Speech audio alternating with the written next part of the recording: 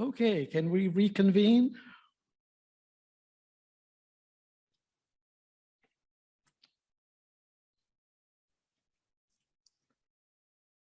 So we're going to jump right into module 2. We kind of jumped around module 6, but let's go back to objective reality and its effects on happiness. And in the context of that module, as you can see from the slides, so we're going to be looking at the effects of technology, the economic situation, political, sociocultural. We'll look at resources in terms of money, time, and income, as in wealth. We'll look at the effects of demographics.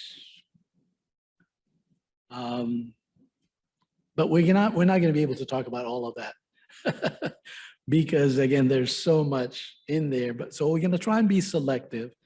And let's start out with something that has been considered at least somewhat trendy nowadays, and that is social media technology, and the effects of media technology on well-being. And there's a particular article that, again, a reference that seems to be very useful because it puts together much of the research together on the psychology of media technology and well-being. And this is the reference. So let's talk about the kind of research that the authors were able to put together. Yeah, there it is. So the model looks like this: the effect of media technology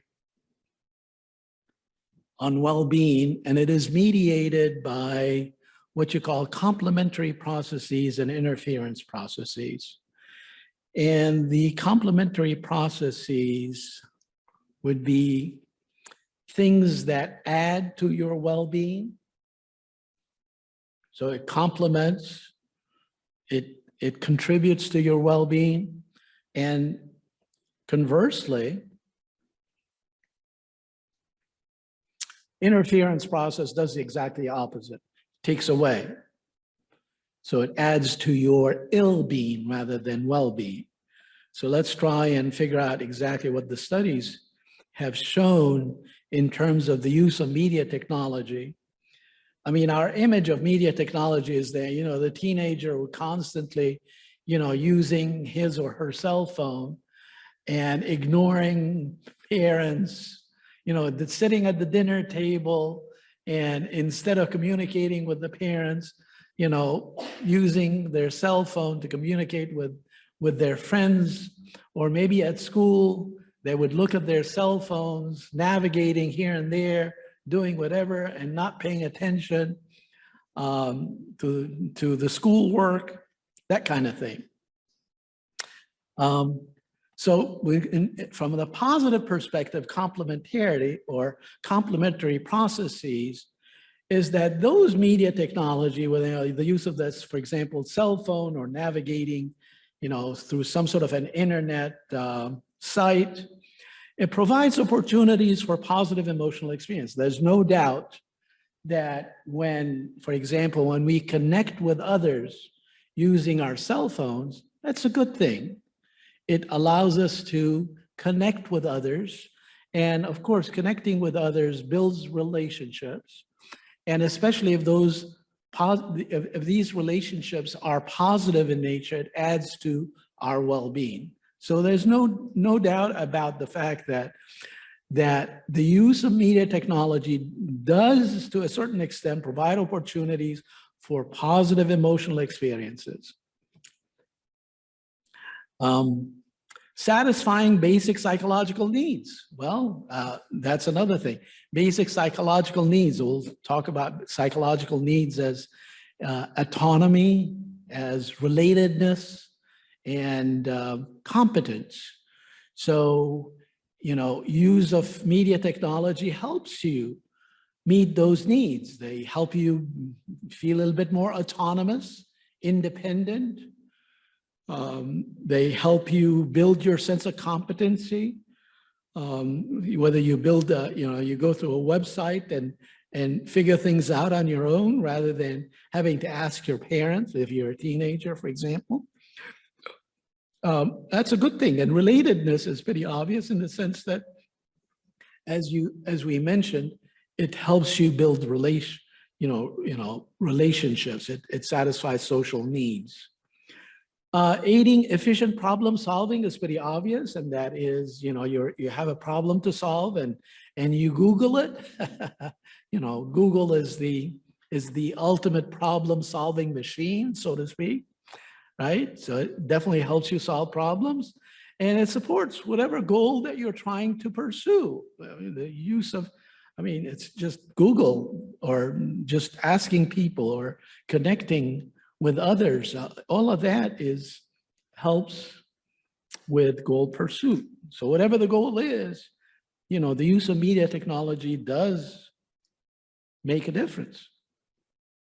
But on the other hand, this is the other side of the coin, and that interference processes. The overuse, I guess, the overuse of media technology tends to have what you call attention costs. It takes a toll on your attention span. It's taxing in terms of concurrent attentional resources. So, you have so much attention that you can devote to a subject matter or something out there.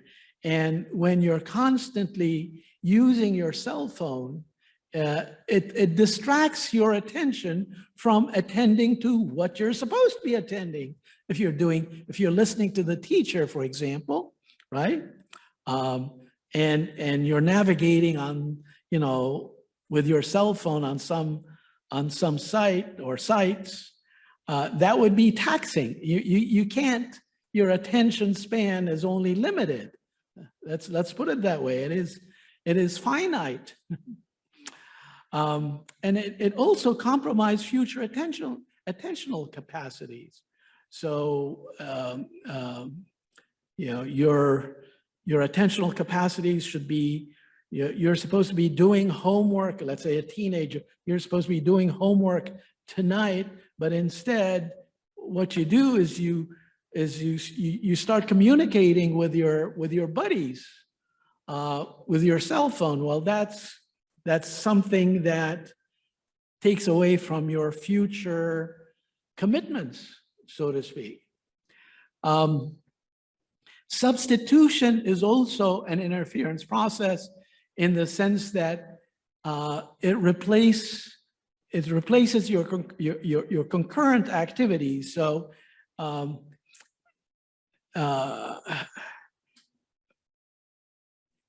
whatever you're doing, it is replaced by something else.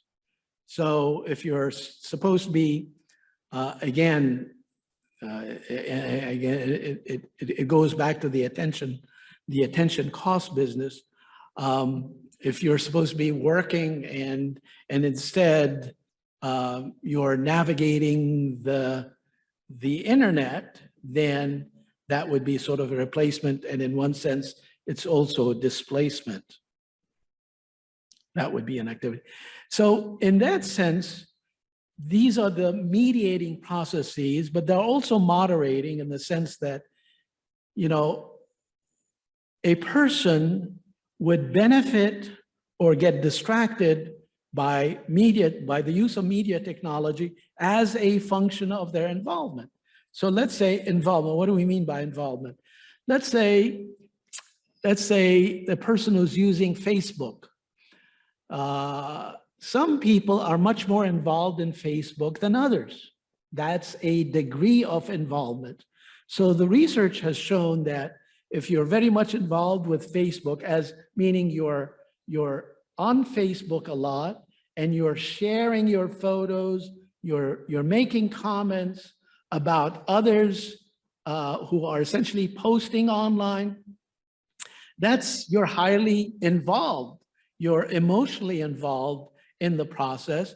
And if you're more emotionally involved, these complementary processes and these interference processes become accentuated, right? So the more you're involved, the more these complementary and interference processes will play a significant role on your well-being. Then relevance to activities, well, it depends on exactly what you're doing. So let's say if you're navigating the internet, playing TikTok, and you're going from one scene to another, well, it's not very relevant, right? Relevant to things that you're supposed to pursue in terms of your own goals, your own personal goals. So playing TikTok, for example, is not relevant to your goals, and therefore becomes more of a distraction, more of an interference rather than a complementary process.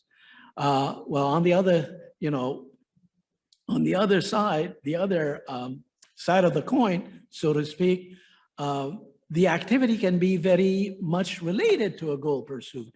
So if the activity is related to whatever goal you're trying to pursue, as for example, you're trying to figure out you're navigating a Mayo Clinic website, and you're trying to understand the dynamic or the etiology of a certain disease because maybe a loved one has been stricken by it. Well, that would be the kind of activity that would be very helpful. It contributes to your well-being rather than be a distraction. So the relevance of the activity becomes very important to, again, whether it's going to be a plus or a minus. And then opportunity cost. Opportunity cost would be, the studies have shown that if you're very much involved with media technology, it may take away from other opportunities that you should be engaging in. Like, for example, communicating with your parents if you're a teenager, right? You should be communicating with your parents, and instead you're communicating with your buddies using the cell phone. Well, that's an opportunity cost. And you should take that opportunity to communicate with your parents rather than your cell phone buddies, so to speak. That's the model that puts together all the evidence, puts together, yeah, you have a question, great.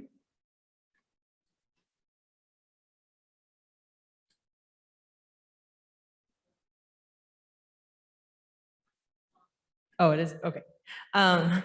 I just had a question about technology and sorry. Have there been studies done about, like, I'm thinking about youth specifically, and those who have technology versus or those who have social media, to be specific, versus youth that do not use social media, who are given the same sort of life circumstances or in the same area, and how that affects happiness. Has there been any studies done to show Right. that youth with social media tend to be happier on average without social media than youth with social media at this Well, age? yeah. So the answer to that is that it is complex in the sense, and the reason being is because social media or media technology in general has its good and bad points. So if you use it for the good, that would enhance your well-being. But if it becomes a major distraction in making you avoid doing the kinds of things that would enhance your well-being, then that would cause more ill-being than well-being. So, and that's the gist of that model, and the gist of this particular article that really summarized much of the evidence about that. So if you're really interested in investigating this some more, I would highly recommend that you would look at this article. If you can't get it, just send me an email, I'll send you a PDF. Thank you. Okay, let's look at the effects of economic variables like economic fluctuations, market openness, income inequality, unemployment, inflation, welfare system, labor unions. Okay, we're not going to have time to talk about all of these because we got so much other things. So let's select one or two variables that you might be interested in. Which one of these should we talk about? Welfare? Welfare system? Okay.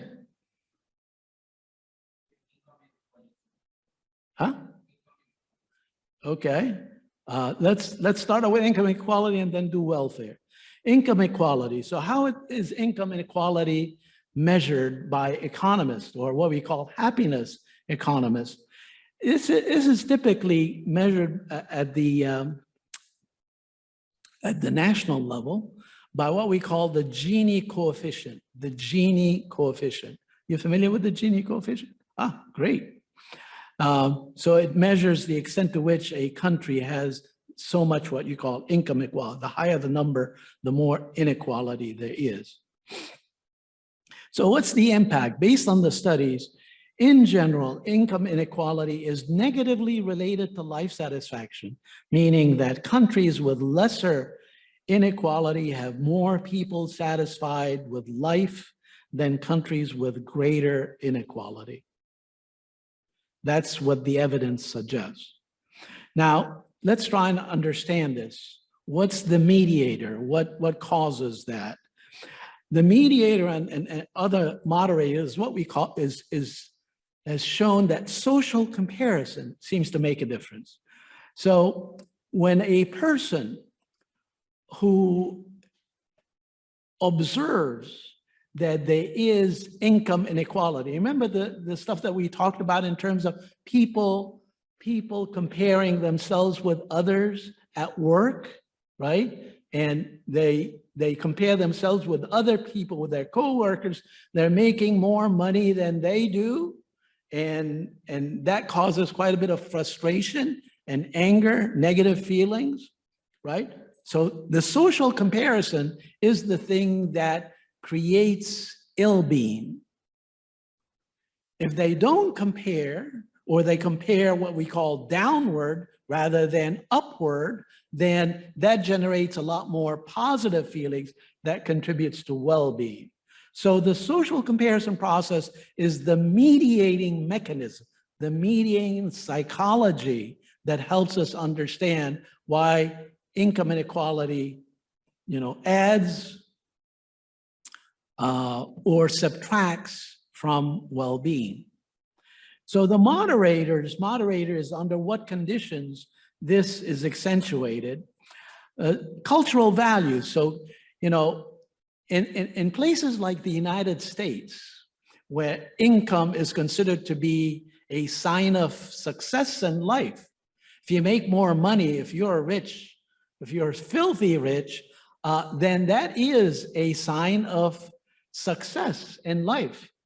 Now, in other countries, that is not treated as such. Income is not treated as a sign of success. So in the United States, or what you call, some of the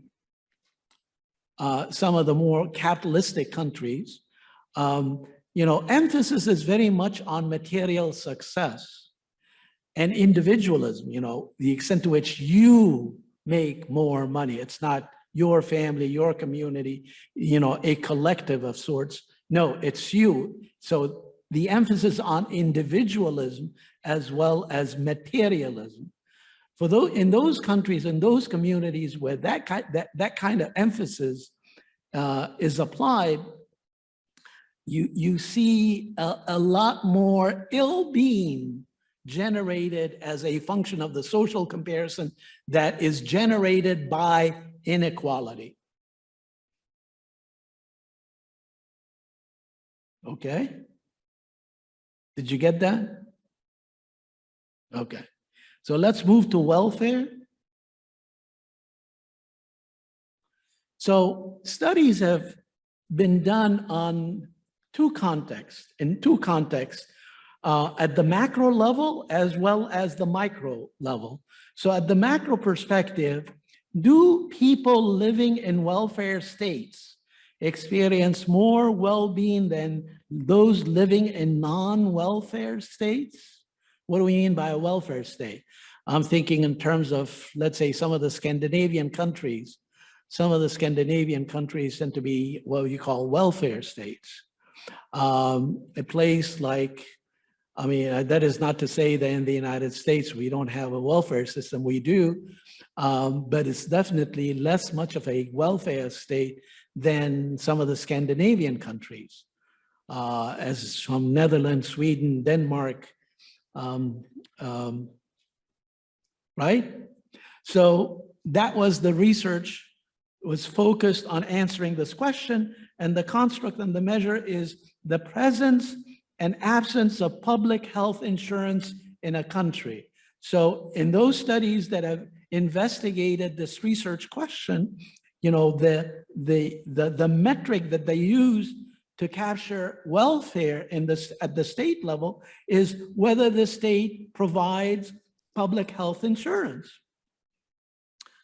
The impact, meaning the study findings, there is some evidence, weak but not strong, suggesting that people in high welfare states report higher levels of life satisfaction compared to people in lower welfare states. Okay? The mediator is pretty obvious. You know, what explains that is the fact that welfare provides a buffer, a financial buffer. Welfare provides the financial resources that can meet basic needs. So if you have a lot of people in the country that can't even meet basic needs, what do we mean by basic needs? We're talking about food and shelter, right? If they can't meet those basic needs, then of course that puts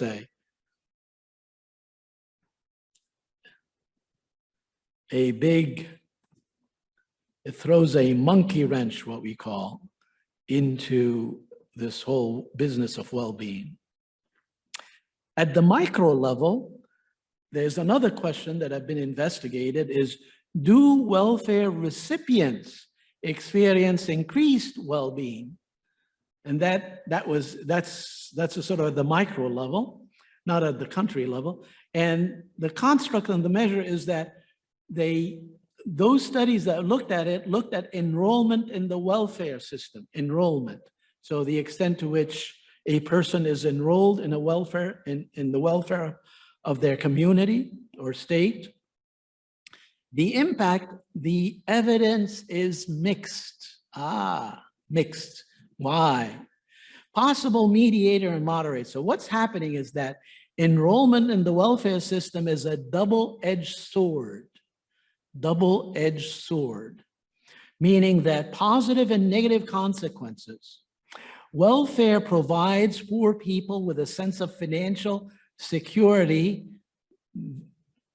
Thus, this is thus, not this, thus increasing their sense of well-being.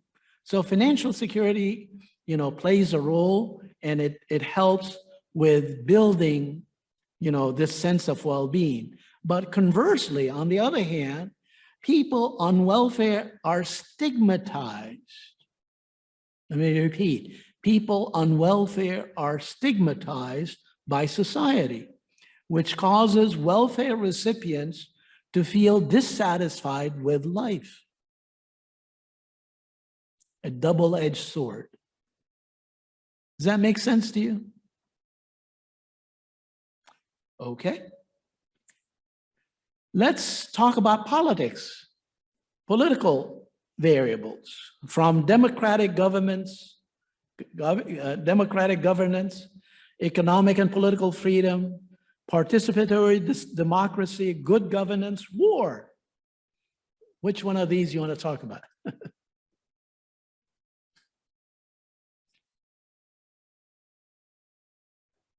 Which one? Good governance. Democratic governance. Oh, no, good governance, I see. So good governance, how is it measured by quality of life researchers? Technical quality of governance, which boils down to perceptions of government effectiveness, regulatory quality, rule of law, and control of corruption.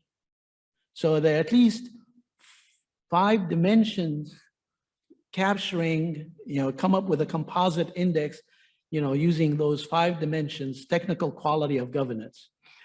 The study findings show that people living in countries characterized by good governance report higher levels of happiness compared to those living in countries characterized by poor governance.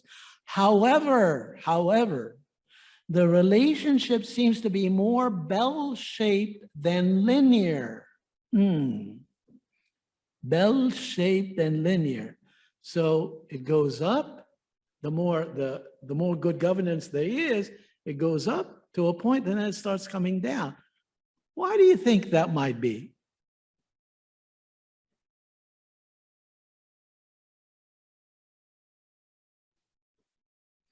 So here's the explanation. Possible mediators. Satisfaction of basic and growth needs related to services provided by government, which is good. This may account for the left-hand side of the bell curve. The right side of the curve may be explained by big government that is straddled with too much regulation at the expense of personal and economic freedom.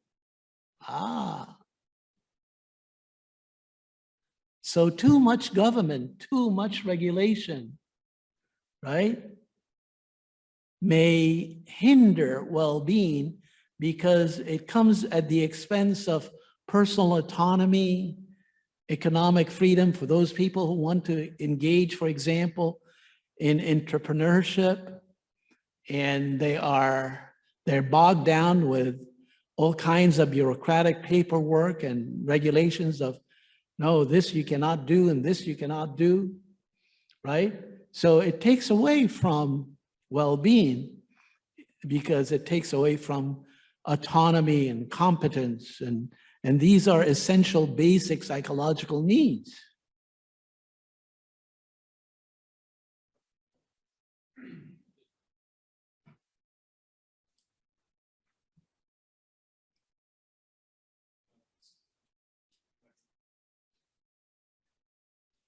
Yeah, okay, perfect.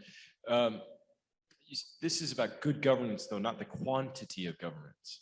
So it would make sense to me, right, that a lower amount of corruption, for instance, or let's say the democratic delivery, right, to use a term that Hellawell once used, these sorts of things should just be strictly positively associated with well-being, because it's not the quantity. Like when there's the government spending measure, Borini's looked at this, that you're going to have a different relationship. So maybe you can tell us more about what you mean. Well, one of the dimensions is regulatory quality. So I'm assuming that they measured regulatory quality in terms of all the different regulations provided by all the different government institutions or agencies, and of course, the more regulations, probably the higher the quality, or at least maybe that's the inference. And if that is the case, maybe that's how it's picked up.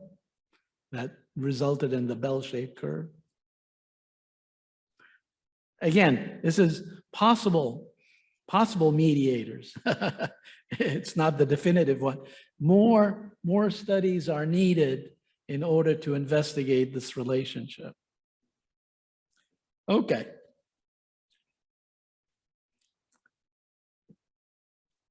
How about sociocultural variable, like social quality, social capital, cultural values, social change, pace of life?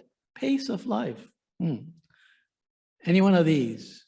Let's pick one that just give you a flavor of what's going on there.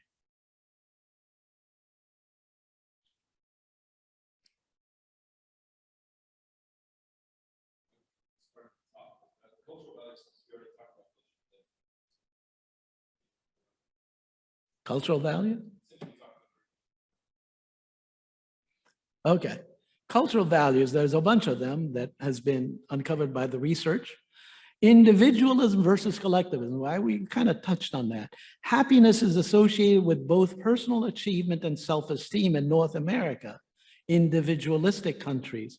In contrast, happiness is associated with social harmony in East Asia, essentially collectivistic countries. So, you know, the finding is that you see a difference in terms of, you know, countries, and then we talked about that. Independence versus interdependence. Now, that's a construct that is also related to individualism versus collectivism.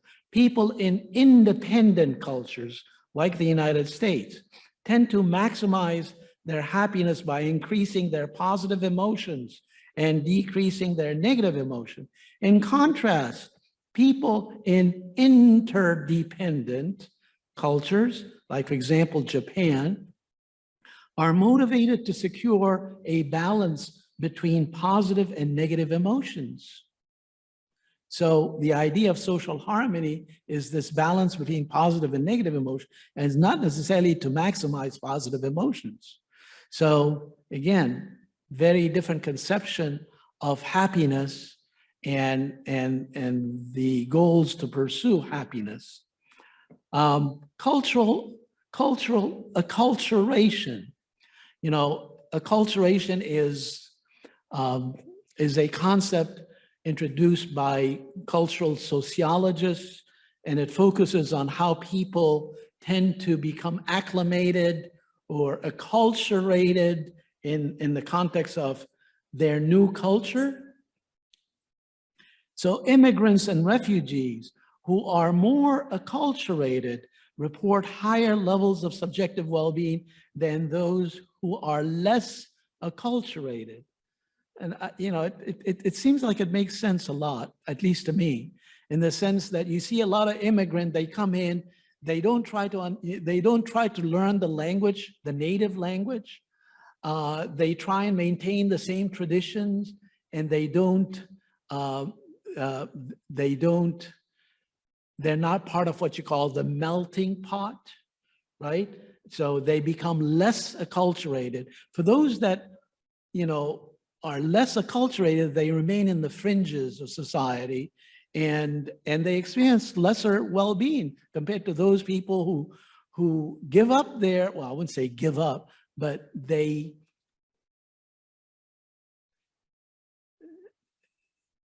allow their native culture to play a lesser role in their current lives. They become more successful in integrating in society, and when they become successful, that contributes to their well-being than those people who become less assimilated, less acculturated. Makes sense, right? Yes. Okay, we've got.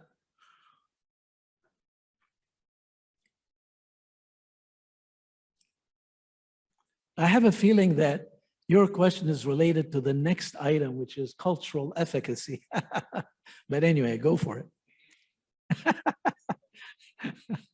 I should wait for that explanation. Okay, Yeah. so the next thing is cultural efficacy, and that is indigenous people who experience more cultural efficacy, positive cultural identity, tend to report higher levels of subjective well-being than those who experience less cultural efficacy. So cultural efficacy is the extent to which you accept your culture, your cultural identity, and you feel comfortable in your own skin as part of your own culture, rather than feeling that you're being ostracized by the larger community, right? So if you feel if you're culturally efficacious, that's the word sociologists use, if you feel culturally efficacious, then it's likely that you'll feel a greater sense of pride in your own culture. You feel pride in your own skin. You feel pride in who you are as an indigenous person, as a migrant, as a refugee, and that, again, plays a role in well-being. So does that answer your question? Yeah, it does to some degree. I think my question was more how much research there is around this notion of acculturation. Because, How much research? yes, because Well, it this is seems based like on a research. I very- don't know exactly how much research. Yeah, you may actually, if you're interested in this topic, check out the references related to that in that chapter. And once you find a most recent citation, like maybe a 2021, 2020, in the early part of the from 20 to all the way to 2020, then you may dig into the references in the back of those articles, and you can immerse yourself in that literature. Yeah.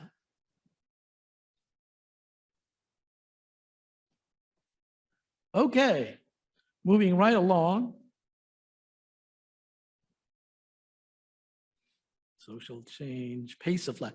The pace of life is kind of interesting because, you think, well, this is going to be a little bit controversial.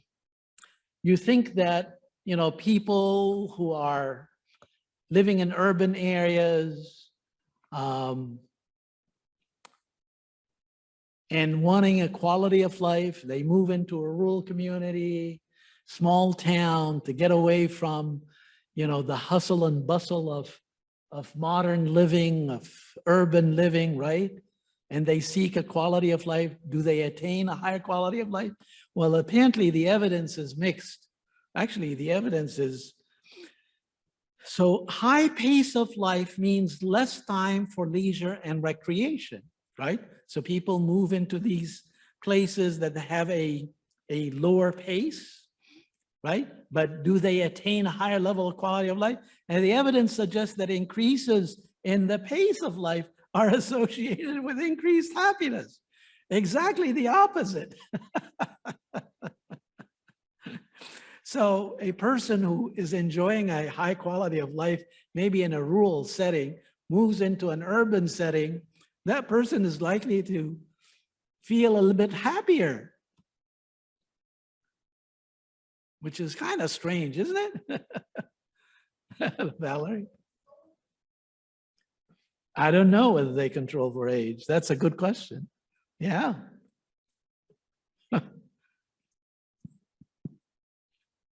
That's good. Maybe if they controlled for age.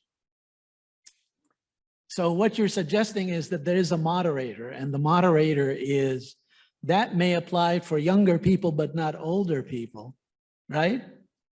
Yeah, absolutely. I think I can go for that. It makes sense. But let's see if there's evidence to suggest that. Right now, we don't. Yes? I look at the pace of life not in terms of urban and rural. It's more like, how busy is your schedule? Is Yeah. that I don't know what the research was about, but do they kind of term that as a pace of life as to, how packed your schedule is on a daily Right. basis? Apparently, the way they measured this is in terms of time. They work a lot more than they have time for leisure and recreation. So if they work more, that's a high pace of life. They work less and they have less time for leisure and recreation, then that's a lower pace of life. So that's how it's measured, at least in those studies.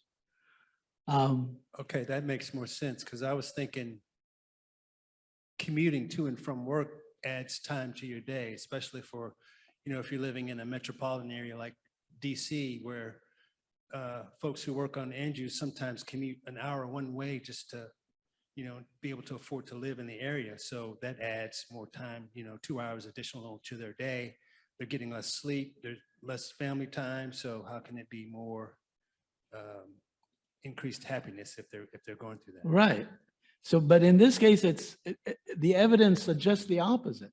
And that is, and the explanation that the authors provided is that the effect may be explained through modernization. So it's the rise of living standards. So if you are in a setting, in a town or a community that is high pace of life, that means you have more amenities and services in the region that allows you to satisfy your basic needs and your growth needs as well. So that's the explanation. It's modernization theory. That's what they alluded to. I knew that this is going to generate quite a bit of. So have you seen the relatively recent work, I think, by Cassie Mogilner? She looks at time poverty. And so time poverty seems to be pretty closely related to how you would describe high pace of life. And time poverty is clearly associated with low subjective well-being in that case. And so maybe the difference is not, in the controls. So if you take one person and you don't change anything in their life, but you change the commute time, without, say, changing the qualities of the job.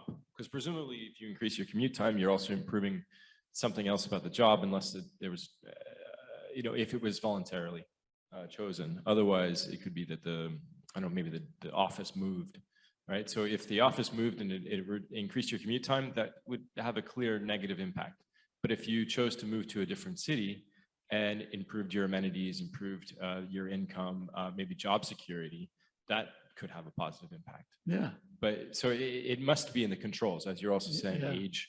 Right, age may also play. It doesn't make sense to me that increase in time poverty could be positively associated with subjective well-being. That's just Yeah, that's why it's a little controversial. But you're right. Yeah, if we introduce those moderators and controls in the studies, then we probably have a better understanding of what's going on. Good. More research is needed. Anybody's interested in doing this kind of research? Yes.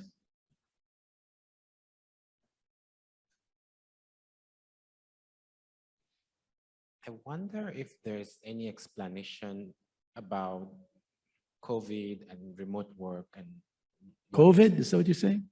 COVID, yes, COVID-19 and remote work, and what implications that would have for the relationship between pace of life and well-being. Yeah. A lot of studies now are coming out, they're being essentially published in relation to COVID, but I haven't seen much on the pace of life in relation to COVID. Hopefully there will be studies that have demonstrated some effect, but I haven't seen those yet. If you do, send me an email and yeah, I can.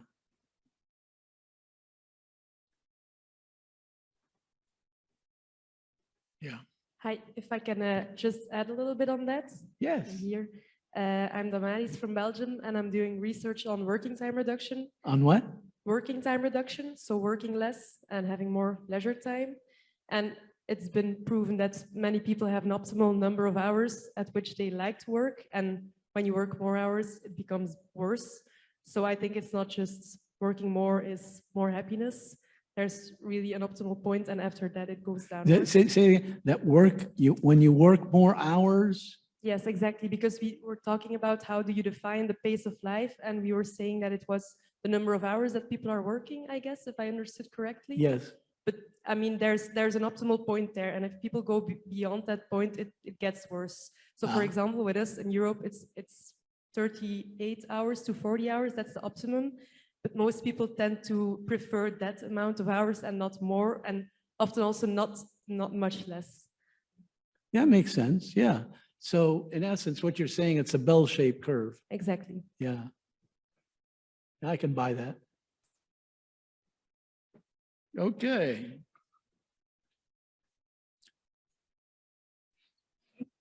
let's talk about age, gender, marital status, ethnicity, education. Yeah.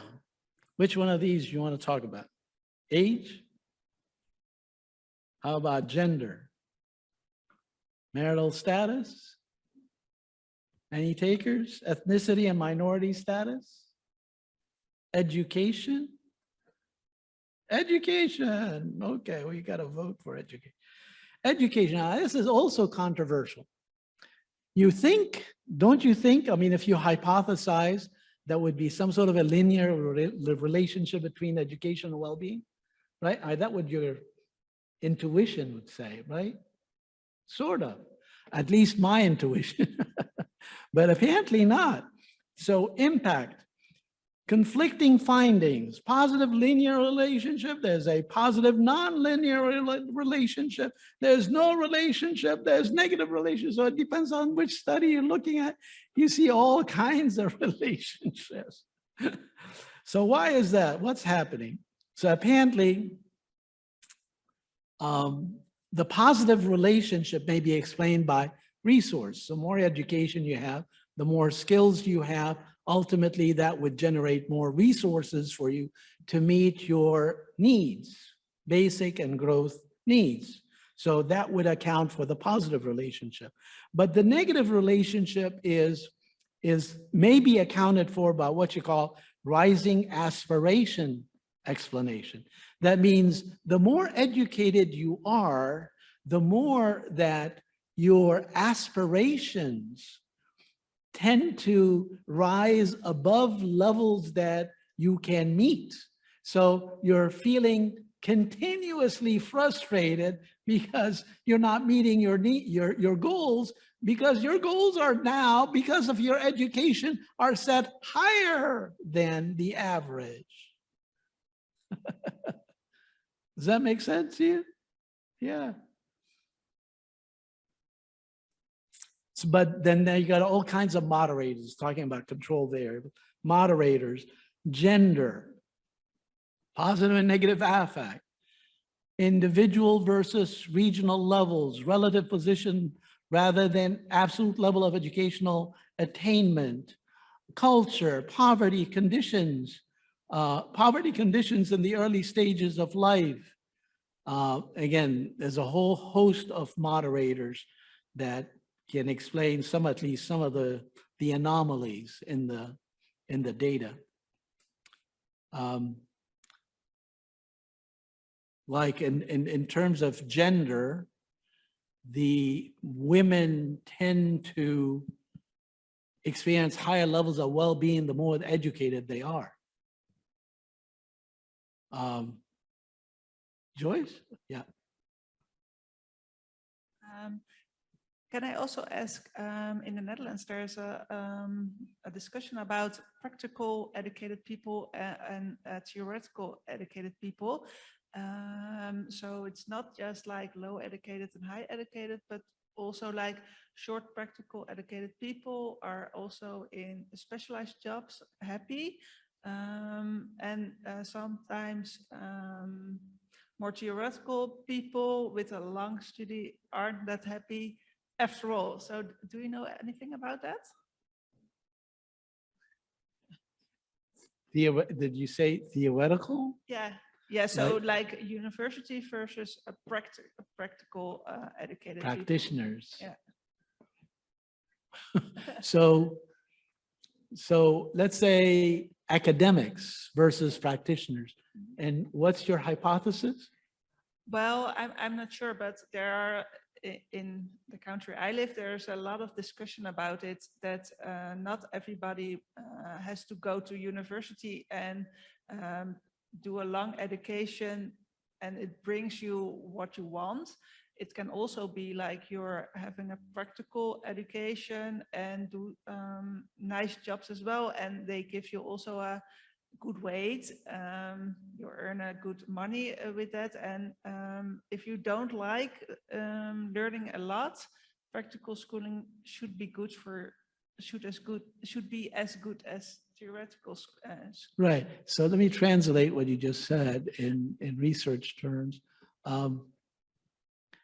based on what you said, academics, so those people are into their intellectual life, so to speak, and they have a passion for intellect, would experience high levels of well-being compared to practitioners who are also equally highly educated, but the reason why the practitioners are out there, is because they probably like to make more money that ultimately would, yeah, that would ultimately they don't make, and therefore they feel a little bit disappointed. Well, I'm not sure because when you have this practical job in the Netherlands, you can earn a lot of money with that, sometimes more than somebody who's working on the university. But I think it's only how people judge that makes it not as good, I think, or not as desirable. I don't know. But that would not account for, so that would produce, I guess we need to break it down in terms of practitioners versus non-practitioners, I guess. Yeah, Yeah. Blue collar versus white collar job. yeah. Well, these days, Yeah, I don't think that was one of the moderators that I looked into. But what's your hypothesis? prestige, Huh?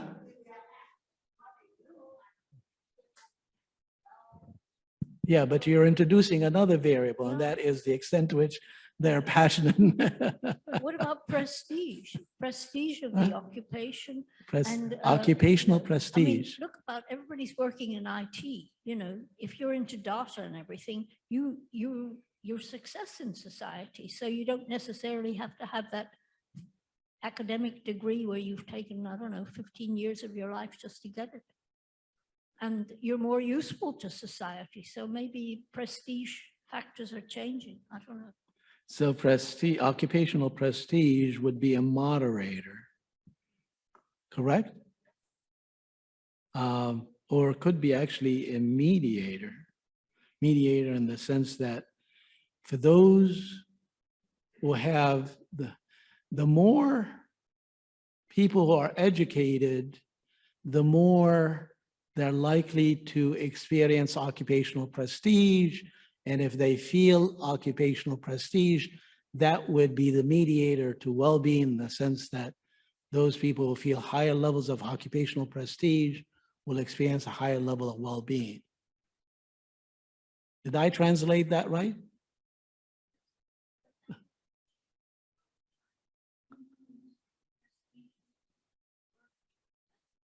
Yeah, that makes sense to me. That would be a good mediator.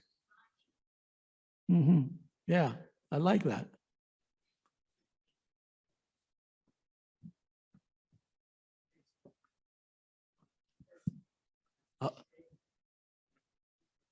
Vincent, just hold on. Sorry about that. But I think to your point, there could be a position where there's a person who has a trade specific who is at the top of the chain, if you will, over folks who may have the academic degree. So, I mean, what, like you said, satisfaction or whatever could also be a part of it, don't you think? I mean, that could happen, right? Yeah, sure. Yeah, I can buy that too.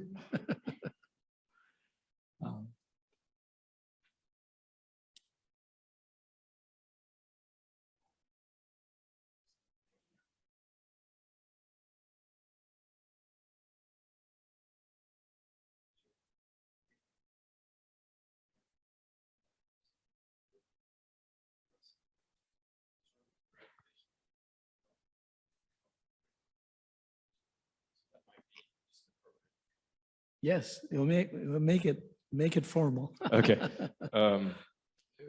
and a good example is if you did the age relationship. So there's a challenge in identifying any of these relationships in terms of what do you control for. So education has an impact on occupational prestige. Education has an impact on your health.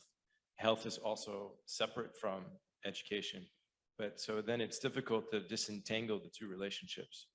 And so, part of it is as a empirical researcher, what, controls do you put into the analysis? And so sometimes you want to look at the analysis both with a whole bunch of moderator controls, some of which are mediators, and other times you want to leave them out. And then you may get two separate relationships, and this also helps to distinguish these, conflicting results. And usually there's no right answer. So as part of this earlier point, it depends on what the mediator and moderators are, and it makes it quite difficult to compare different studies. And a particular example is related to age, but maybe we'll come back to that. Well said. Okay, let's move to the effects of biology, drugs, life events, and the environment. A whole bunch of these: genes, hormones, stress, anxiety, depression, food, sex, drugs, diet quality, sleep, physical exercise, obesity, body image, neuronal preference, and the day of work. Pick. Body image, okay.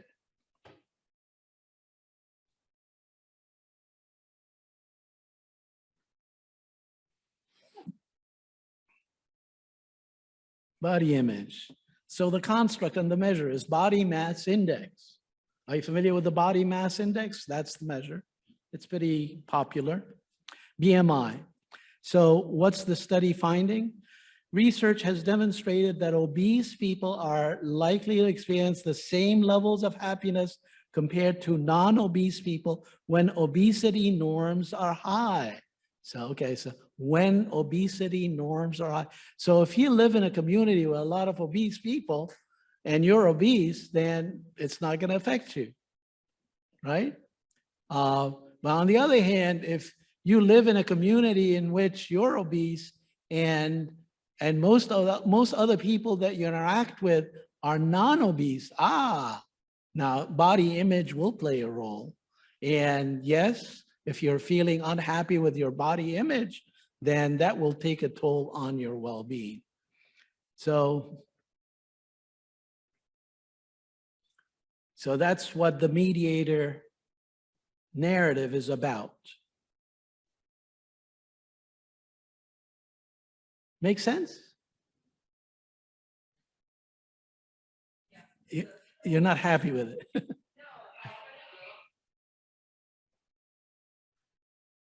Okay, go on.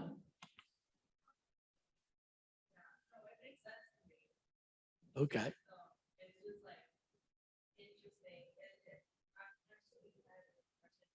Are there any cultures or like countries that you know of that are not like fat phobic societies that are, where like BMI is, higher, and like the research that was done about where that had like obese people and sorry, the obesity norms are high. Do you know of like what cultures or countries exist like that? There's evidence that there's increasing obesity, for example, the United States. We know that. Mhm. And so there's a lot more obese people than what we used to account for in the past. So in that context, well, compared to, let's say, in the past, people, especially women, were more sensitive about their body image because most of the older, well, in the past, most women were slim. But now the trend has changed, and there are a lot of people essentially who are overweight. So because the norm of body image has changed, it's not, and there's quite a bit of noise about the fact that we should accept our body image, we mentioned self-acceptance, that we need to be a little bit more self-accepting. And if you're self-accepting, then you're likely to experience higher level of well-being than if you are self-rejecting. So if you don't like your body image, and the reason being is because you're very sensitive about that, and the reason why you're sensitive about that is because most of the other people that you look at or you compare yourself with are slim and you're overweight, that may take a toll on your well-being. But it goes the other way too. So if you're more self-accepting and you're not comparing yourself to, people who are overweight or less overweight, then it shouldn't really take a toll on your well-being. Yeah, I guess I was just going to say that like it seems a little bit contradictory because of like the other evidence that like health and or I don't know, health can be like all encompassing too, but like when traditionally thought about it, at least in Western society, where it is like, the body mass index, the BMI is like specifically was created like for like the white male figure, and how like everyone is judged on that. And then it's like, what aspects of all these things, and including like health and physical exercise and diet, are kind of created in terms of like in terms of that. And then how like it just seems like it's a little contradictory with like body image. It's like mindset versus like physical health, and like, can you be happy? Is it more about like your mindset to be happy, or is it more about like your body and Right, but regulation? the mindset business is about body image. Right. So rather, the physical measure is BMI, and the body image, how do you see your body and accepting of that, whether you feel good or bad about your body image. And for those people who go from a BMI to, and if you have a high BMI and they see them, they have a negative body image, then yes, that would take a toll on their well-being compared to those people that, irrespective of their BMI, they're self-accepting and they feel okay or positive about their body image, and that would contribute to their well-being. So the body image is the psychological construct that really mediates that, the relationship between obesity and well-being. Yeah.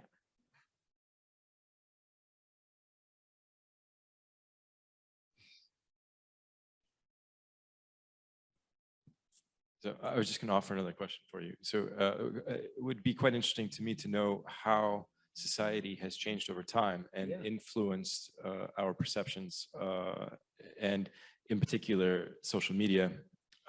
And I think there's a lot of research, recent research, looking at social media's influence on especially young women's perceptions. And so maybe you can tell us more about that. Well, I haven't seen that in terms of scientific studies, but I've read about it in the news media. And in the news media, yeah, they make the point where because they also talk about it in the context of bullying, where especially women share their they make a big fuss about people who are obese, and they make women who who essentially are a little bit are overweight or obese feel exceedingly bad about their body image. That seems to be the news that I encountered. But this is not based on scientific studies that I'm aware of. Is that right? Okay, thank you.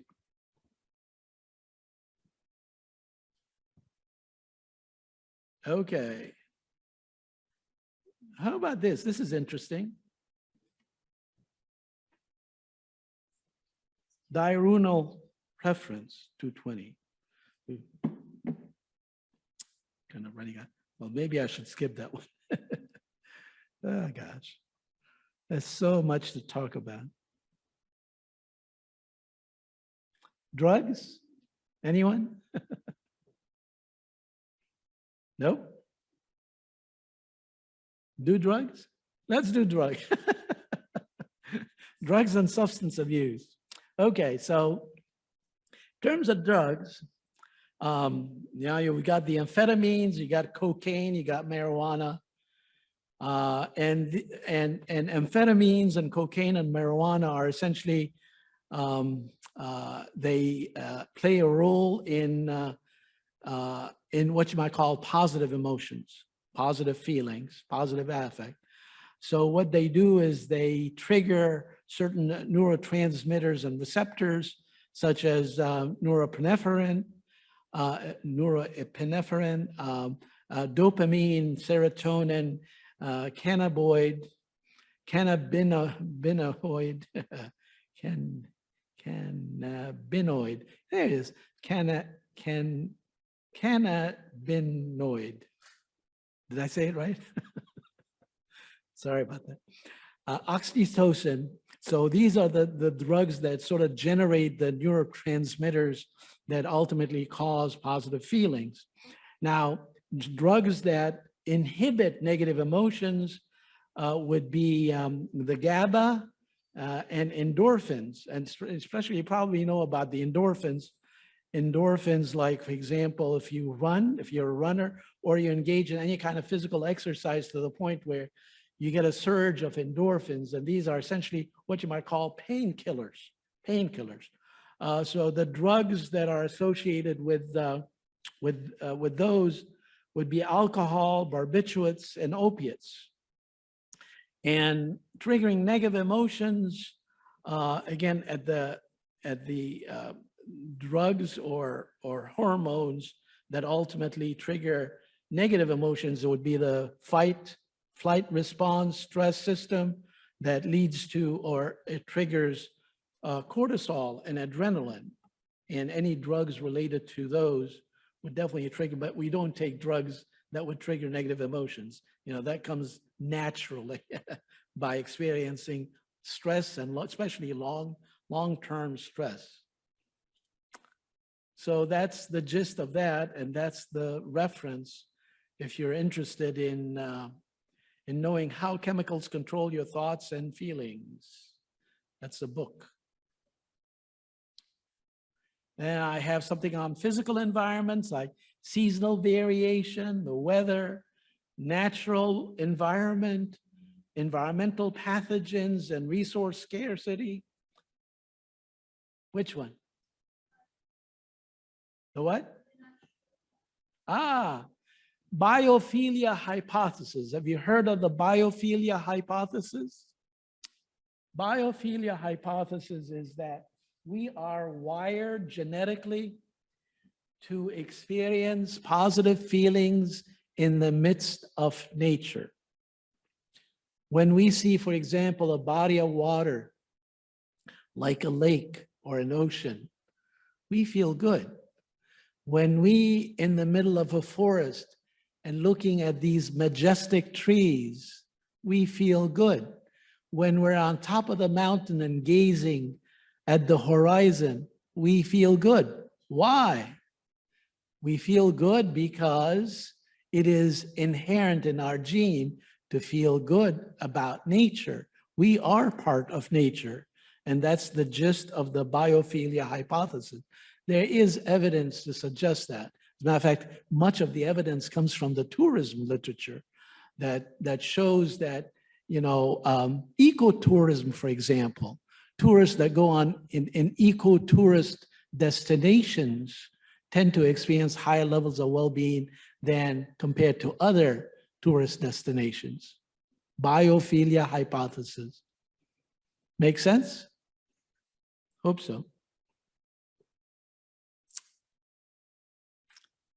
Okay, let's move on to tackling another module.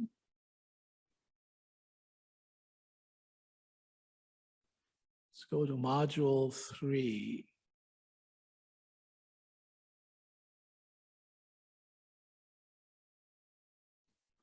And as I mentioned, we're not going to be able to cover all of this, but at least we'll give you a flavor.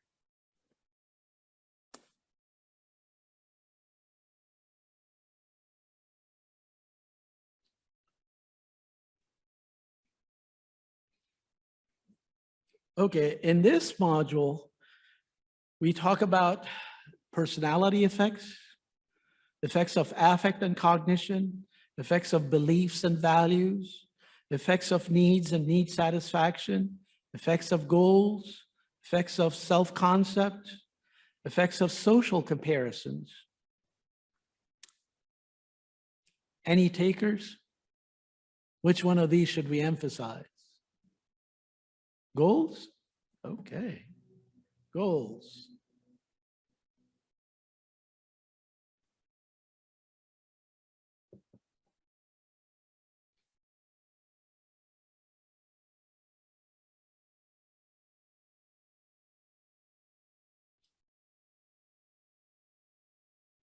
Goals.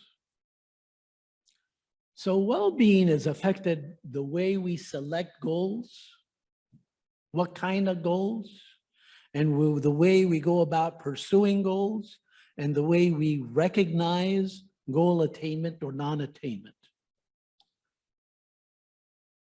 So we break the research in terms of what we call goal valence, goal expectancy, goal implementation, and goal progress attainment and non-attainment. Let's try and figure out exactly what we mean by goal valence. Valence is the extent of emotions or feelings that would be triggered by a specific goal. And so the extent of positive or negative feelings associated with that goal. And the extent to which there is quite a bit of feelings invested in a specific goal is very much dependent on these factors. Goal meaningfulness, intrinsic versus extrinsic goals, abstract versus concrete goals, hygiene versus motivational goals, approach versus avoidance goals, goals related to deprived versus non-deprived needs, goals that are related to autonomy, and goals related to flow. Let me give you an example. Let's say you're a tourist and you set a goal to go to, let's say you want to do a pilgrimage. You're a Catholic and you want to go to Rome and you want to essentially do a pilgrimage in Rome. Or maybe better still, instead of Rome and see the Vatican, you as a Catholic, you want to go to the Holy Land in Palestine, in Israel, right? Now, let's say you're a woman and your husband tags along. Your husband is not Catholic. Which person is likely to experience a higher level of well-being? You as the woman, Catholic, or your husband? What do you think?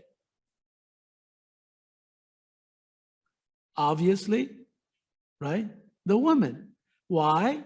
Because the goal of going on a pilgrimage in such a destination is much more meaningful. So the more meaningful the goal is, the more likely that if the goal is attained, then you'll experience a much higher level of well-being than if the goal is not meaningful, as in the spouse coming along, tagging along. Well, it's not going to experience any kind of well-being going to the Holy Land. The same thing can be said with intrinsic versus extrinsic goals. Now, are you familiar with the intrinsic versus extrinsic motivational distinction? Intrinsic. So let's say when your students, assuming that many of you teach, when your students are in class and you see a student who's asking questions, who's very much engaged, versus a student whose only interest is in the grade.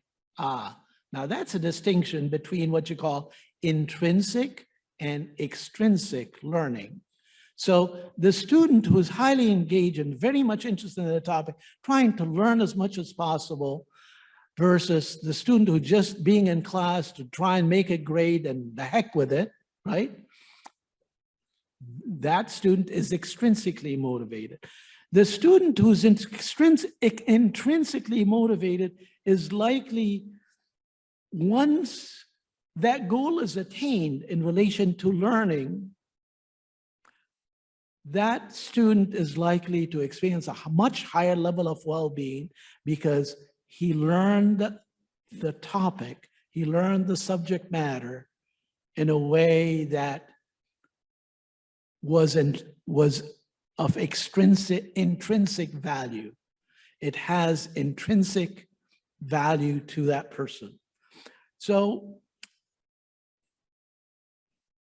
the same thing as when you have a job.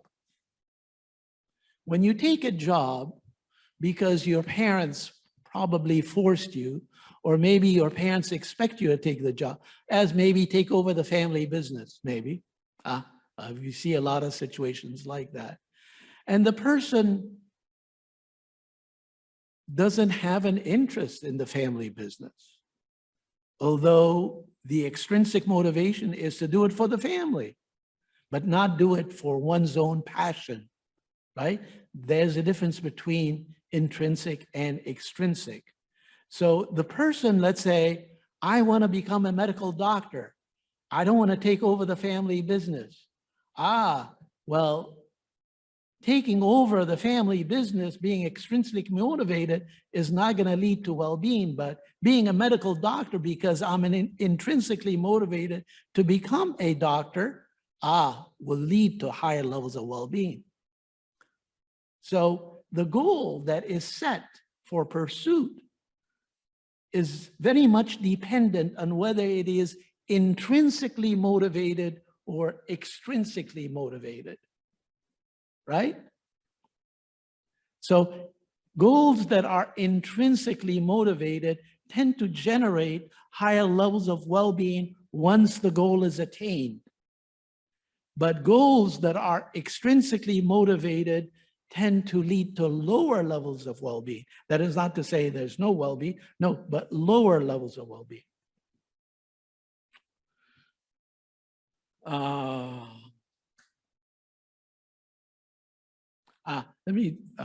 not gonna be able to talk about all of these. How about the effects of goals related to flow? You know what a flow is? Anyone knows what psychological flow is?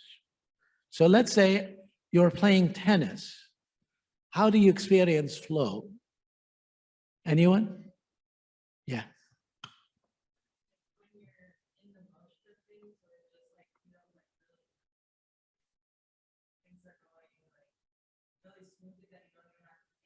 That you don't have to think of it. Right. You're totally absorbed in the experience, that you tend to lose sense of space and time.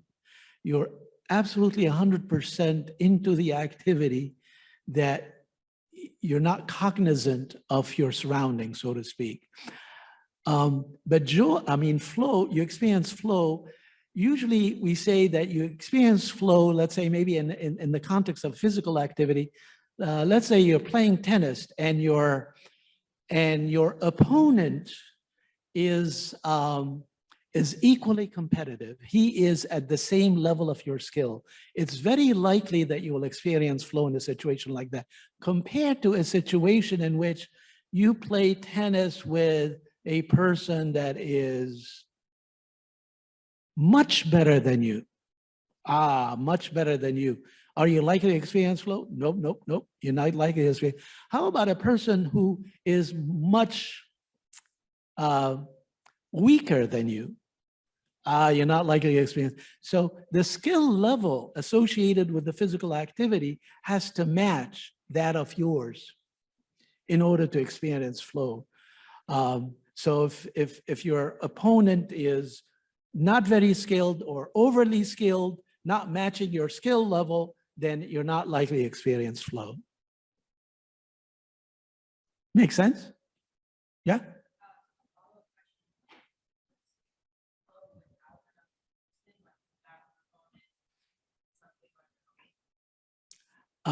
Yeah. Yeah, of course.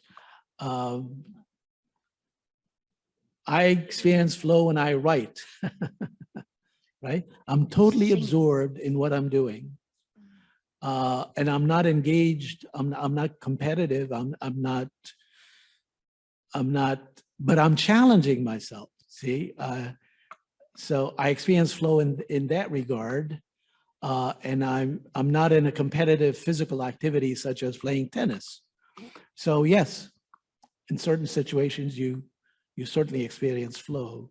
If you're totally absorbed with it, you have a passion for it, and you become totally immersed and you're challenged by it, that's where flow comes in. So goals tend to contribute to well-being if and when they are attained. So goal attainment is very important. Well, for the goal to be attained, it has to be pursued. It has to be implemented. And one of the most important things in terms of, for the goal to be realized, the goal to be attained, is that the expectation that you set for that goal has to meet those criteria. Effects of adaptable versus non-adaptable goals. Effects of goals that are congruent versus incongruent with cultural norms. Effects of goals that are congruent versus incongruent with personal motives. Effects of goals that are congruent versus incongruent with personal resources. Effects of goals that are realistic versus unrealistic. Effects of goal conflict. Let's just talk about just one of those so that we can move on, just to give you a flavor. Let's talk about the effects of goals that are realistic versus unrealistic.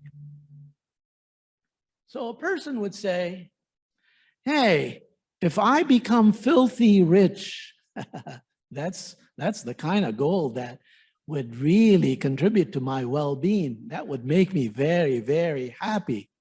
Well, let's talk about a goal valence. That's a meaningful goal. A lot of people get into finance and business in order to make money. And again, making money is something that's very important to a lot of people. But if you say that I want to become filthy rich and that is your goal pursuit, the question is it realistic to become filthy rich? Is it realistic? And if the answer is it's not realistic, then it's not likely that you'll attain that goal. And if you set that goal and you're pursuing it full-heartedly and you're not likely to attain it, then you're going to feel devastated, right? You're going to feel devastated. So the idea then is that whatever goal that you set, if it's meaningful, it has also to be realistic, that you have the skills, the resources, the ability to achieve this goal.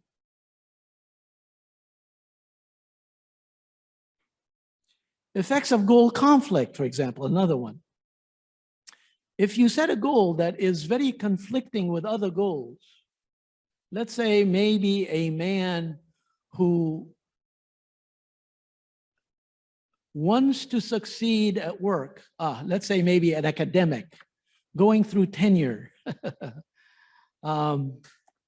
and wants to succeed at work and achieve tenure and promotion as from an assistant professor to an associate professor. But also is recently married and that person, values his or her marriage enormously. So making his or her spouse happy is a very important goal. Achieving tenure and promotion is also equally important. There may be a goal conflict here. A goal conflict in the sense that, can you achieve both goals realistically? And in many cases, the answer is that it's not realistic and it's not likely, this situation is likely to generate goal conflict unless you come up with a situation in which would allow you to resolve the goal conflict. Both goals require quite a bit of time and energy and investment of time and energy that make it sometimes futile. So we talk about goal conflict and how goal conflict has to be resolved in order to achieve a level of well-being that the person is seeking. This is something that, in the context of work-life balance, there's tons of research on goal conflict, and that is conflict between work life and family life, the demands associated with work life and the high demand associated with family life. And if people cannot resolve goal conflict in relation between work and family life, then they suffer.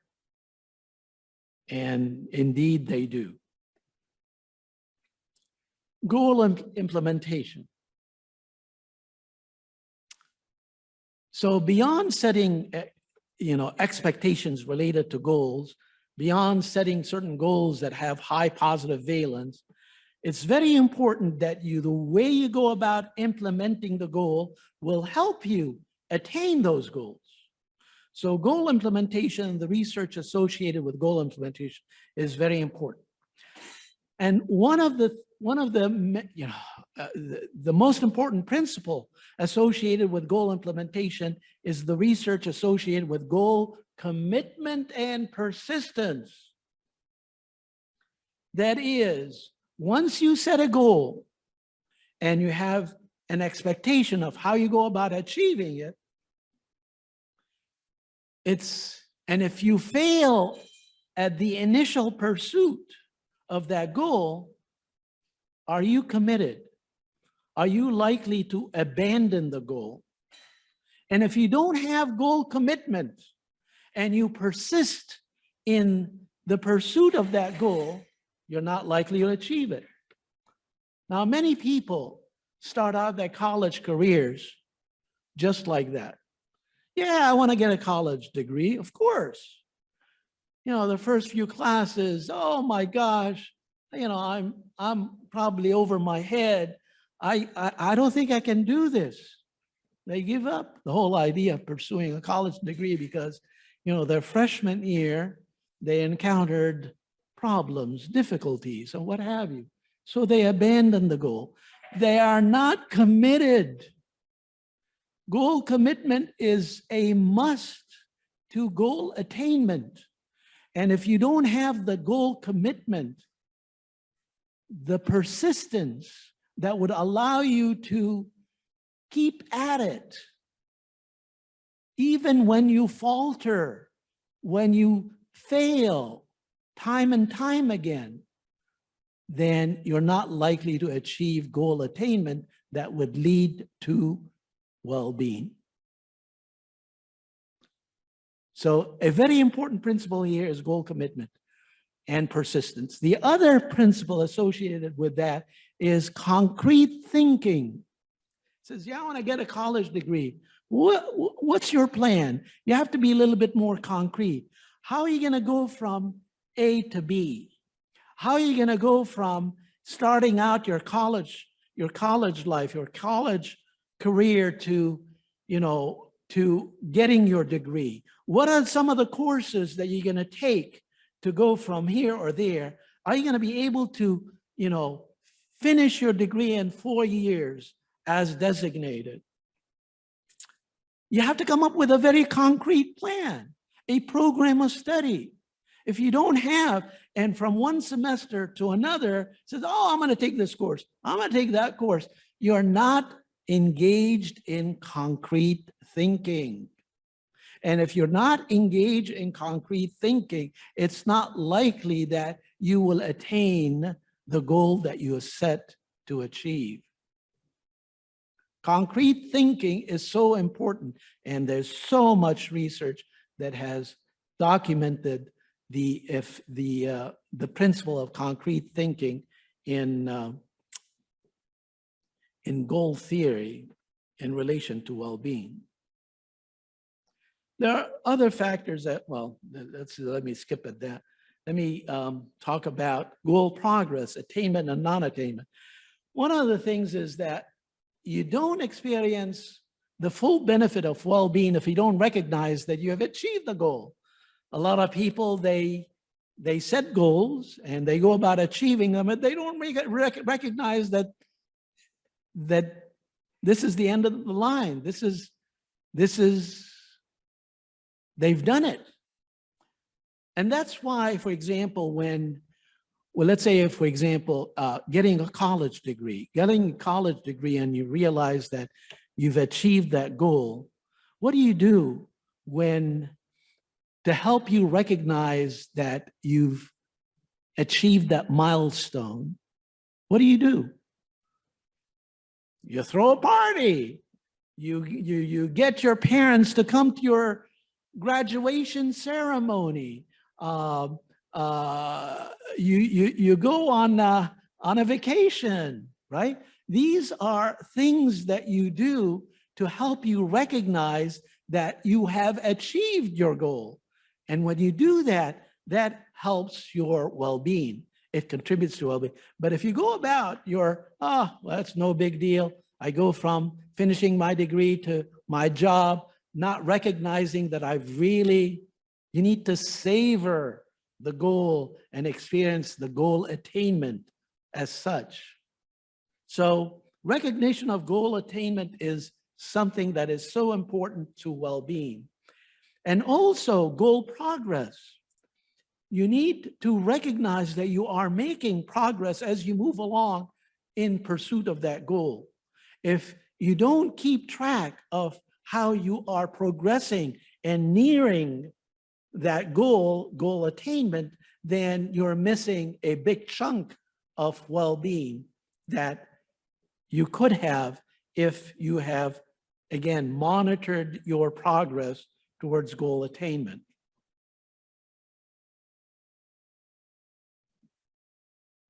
$249. Okay, we've got, let's see what we can do. I'm going to skip self-concept.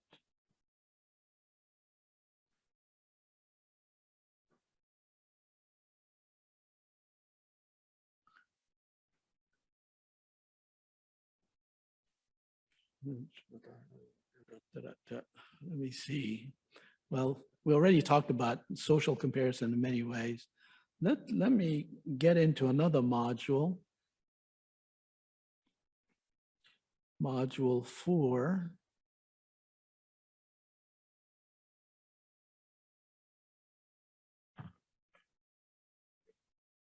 A break.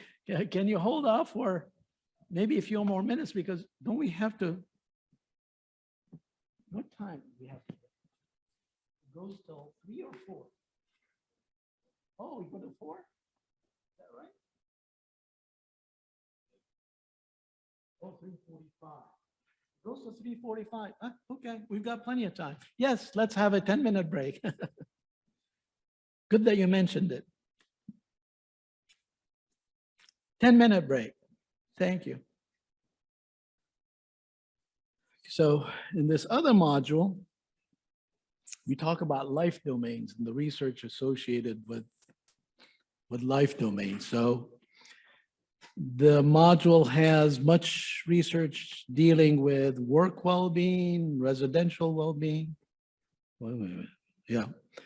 Material well-being, which is, sometimes we talk about it in terms of financial or economic well-being, social, family and marital well-being.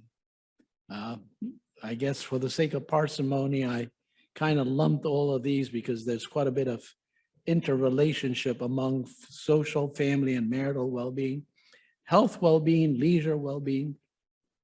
These are the sort of the prominent ones that we have a lot of research on. So, I don't think we'll have the time and energy to talk about all of them, but what I like to do is pick one of these and get you to, get a better understanding of what it is, and then move on to the last module, which would be to focus on specific population segments, and maybe we can tackle something like children well-being or elderly well-being or women well-being. That might be an interesting topic. So for the sake of brevity, let's do material well-being. Oh, what am I doing? Slideshow.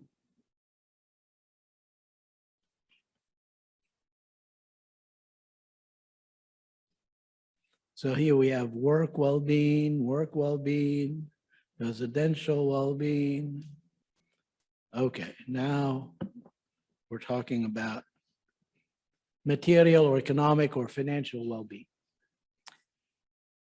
So we break down the research in terms of, again, the research that has different conceptualization and metrics or measures of economic well-being. And then we have, again, studies related to how does material or economic well-being contribute to life satisfaction? And then what are the predictors of material or economic well-being? So let's start out with, what is material economic well-being? How do social scientists, quality of life researchers, construe this concept and ultimately measure it? The one that there's so many ways, depending on which study you're looking at, there's so many different conceptualization and measures of material well-being. The one that is probably the most obvious is evaluation of one's financial situation.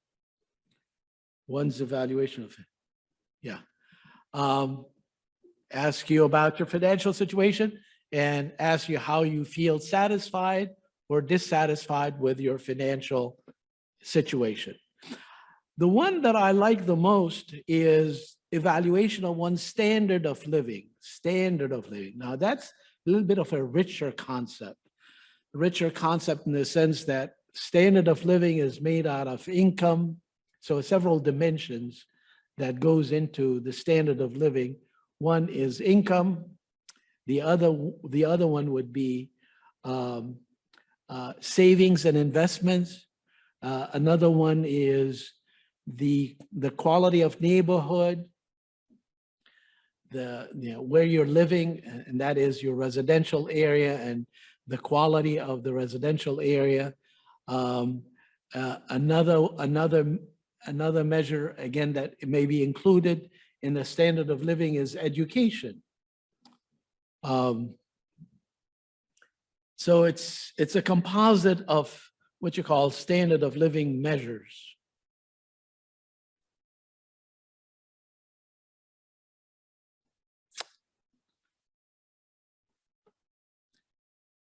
So how does material or economic well-being contribute to life satisfaction?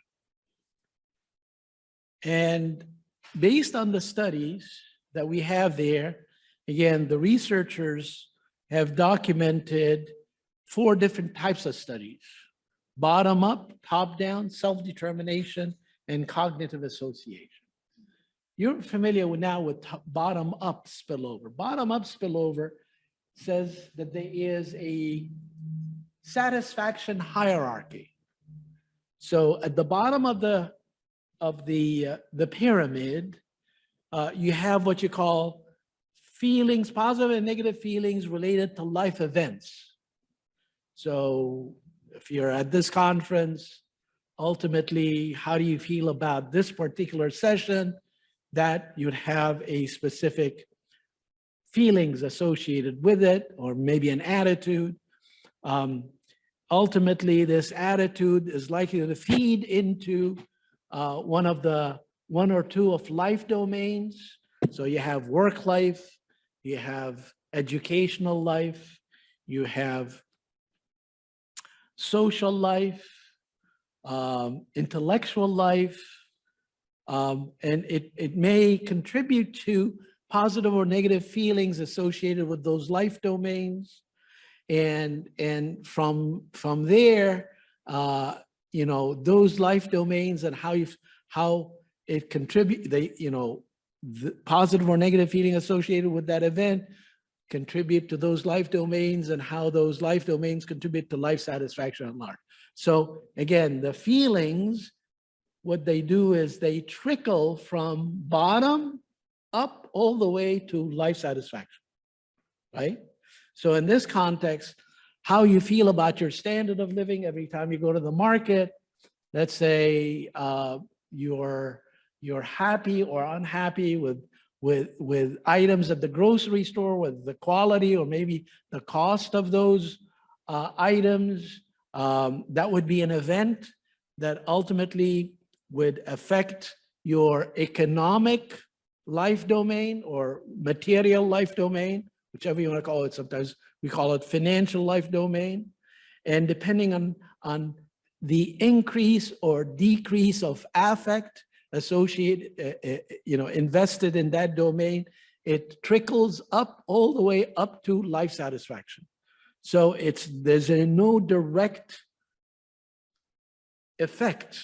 The effect is a bottom up. You have to literally map it out psychologically, how being satisfied at the grocery store affects your life satisfaction. It goes through a whole bunch of things, right? Based on what we call the satisfaction hierarchy.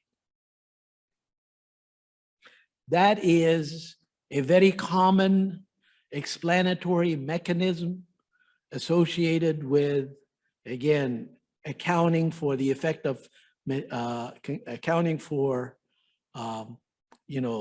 things that happen in our lives that affects life satisfaction.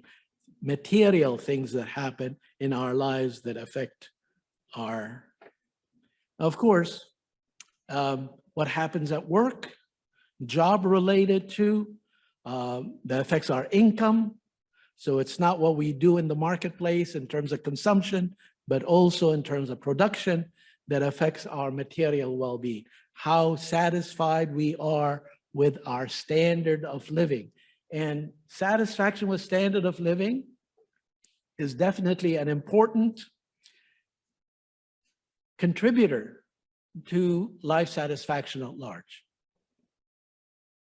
Top-down spillover, we talked about the effect of top-down, meaning that here we have, you're feeling good about your life in general. Then if you are asked how you feel about your financial life or material life, there's a top-down effect. And that is, if you're happy about it, if you're happy with your life, it's very likely that there will be a top down spillover effect of the positive feelings that you have about your life will spill over downwards, right? From top to bottom, top down, affecting how you feel about your standard of living. That's a top down. Self-determination theory, on the other hand, accounts for how we feel about our financial or economic life or material life in terms of intrinsic motivation, in terms of the extent to which what we do in our daily lives that affects our need for relatedness, our need for competence, our needs for autonomy. There are three definite what we call basic psychological needs based on self-determination theory, and the extent to which we engage in our lives with material activities, whether is on the consumption side of the equation or on the production side of the equation, right? And how these activities meet our need for competence, our relatedness, and autonomy, then we have, again, an influence. Meeting those needs tend to influence life satisfaction at large. Let me give you an example. The extent to which your job meets your, again, those self-determination needs, the extent to which your job makes you feel autonomous. That means you have control over your destiny. You have control over your situation, your work situation. If you're provided with lots of leeway to get the job done without being micromanaged, for example, that gives you a sense of autonomy. You're being evaluated based on your output rather than in terms of your input and throughput, right? Output is what counts. You're given the autonomy to do the job, and you're only accountable based on the results, based on the output of your productivity. That gives you, again, a sense of autonomy, and a sense of autonomy definitely plays a role in life satisfaction. On the other hand, again, if your job tends to fulfill your sense or your need for relatedness, for your social needs, in the sense that you need to be among people, you need to interact with people, and if you're talking about COVID and the extent to which a lot of people think that COVID is a menace, and its reason a menace is because it forced people to do things remotely, and it kind of took away the opportunity for people to engage with other people at the office or at the factory or at the place of work. This is not necessarily a good thing, because much of our relatedness takes place at work. But on the other hand, people who are so much concentrated on autonomy or competence, they may feel good about it. And the reason being is because doing the job remotely maybe enhances their sense of autonomy, right? They're not micromanaged as much as if they are at work, right? So again, it's almost like a double-edged sword. It may work either way, depending on what the person feels is important to him or her. So again, self-determination theory focuses on those three needs: relatedness, competence, and autonomy, and the extent to which what you do in your material life ultimately helps you meet those needs or frustrate those needs. Finally, you have cognitive association theory, and that is the extent to which material well-being contributes to the sense of life satisfaction is very much based on cognitive association, the extent to which you make inferences about how your material life is important to your well-being. So a lot of people think that being rich and having a good standard of living is the ultimate goal in life. You provide for your family, you have the kinds of resources to buy the kinds of things that you need, and buying the kinds of things that you need satisfy your family life, satisfy your work life, your social life. Again, those financial resources make a difference. And if you make those kinds of inferences and you create those cognitive associations between, again, material resources and the way material resources connects with success in life, and success in the way that you meet your developmental needs, all those needs, from social needs to security needs to family needs, the extent to which, again, there is need fulfillment, need satisfaction, then there is well-being. But on the other hand, for those people that do not make those associations, then material well-being will play only a minor role in overall life satisfaction. Hope that makes sense. Okay, so these are essentially the prominent theories that explain how material well-being contribute to life satisfaction.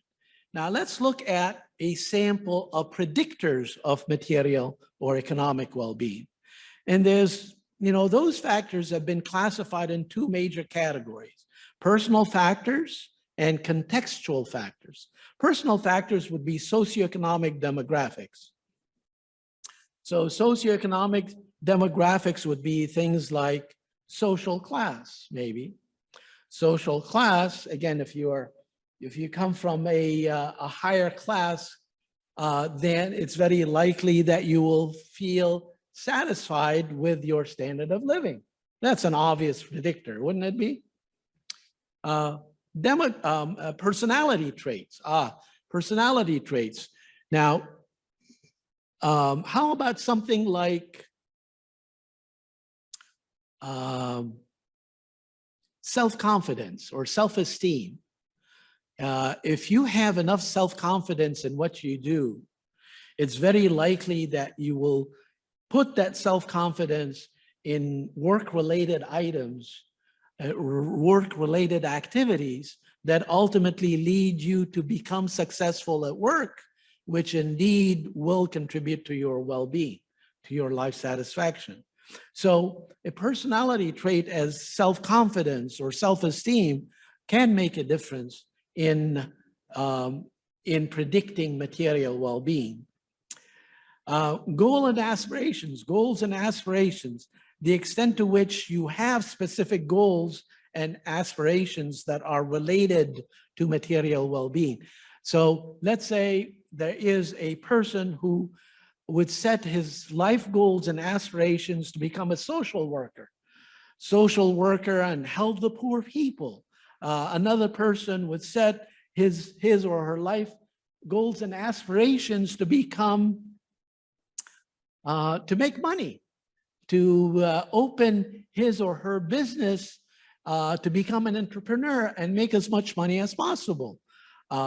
Again, in the context of the latter, it's very likely that those goals and aspirations, if they are realized, will contribute to well-being compared to, again,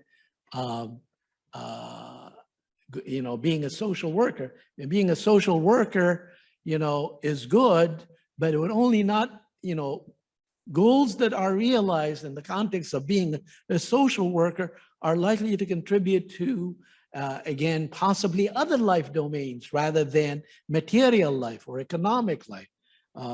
You know, being a social worker would contribute to, what would it contribute to? What kind of life domain? It would contribute to social life. It will contribute to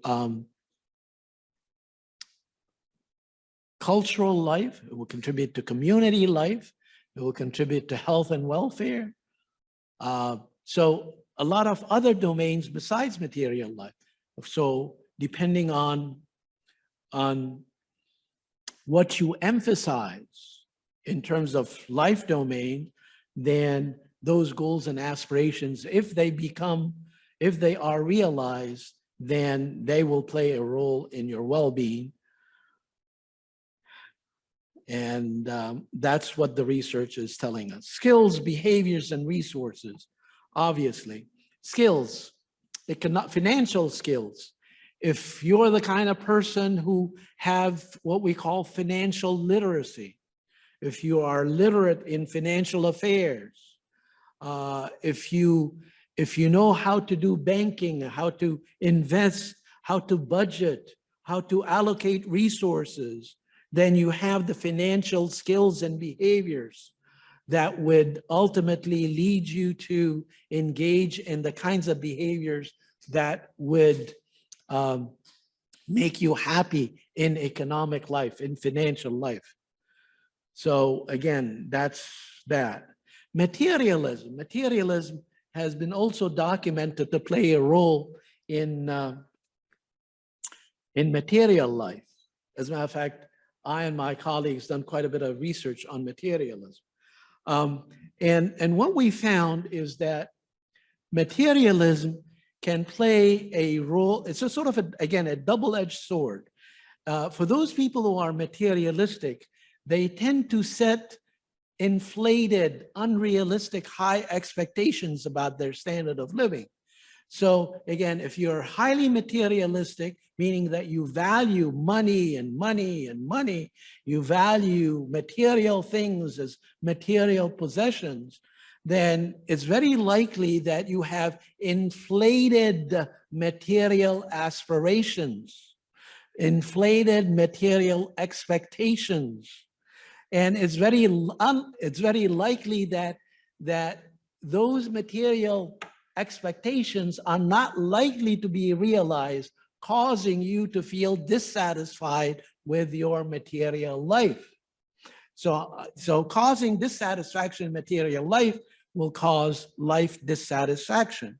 But on the other hand, the double-edged sword, the good side of this is materialism cause you to feel economically motivated, that you want to do better, you want to have a better job, you want to engage in social mobility, you want to make more money for your family, and therefore that becomes a source of motivation to do better. And if you do better work-wise, then you're likely to generate more income for you and for your family, which would lead to a higher level of well-being.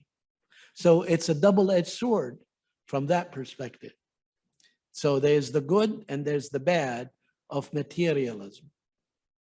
A lot of literature has suggested that materialism is all negatively related to life satisfaction, but that's not true. I mean, there is definitely a negative correlation, but if you tease out all these mediating factors, then you realize that it is indeed a double-edged sword. Contextual factors. Well, it depends on exactly the kind of social comparisons that people make when they compare their material resources with others. So if they compare themselves, if they're, let's say, for example, middle class, and they compare themselves to the filthy rich, then they're going to feel very dissatisfied with their standard of living, obviously, right? On the other hand, if they compare themselves to the poor and the trodden, then they're likely to feel a lot more satisfied with their material life.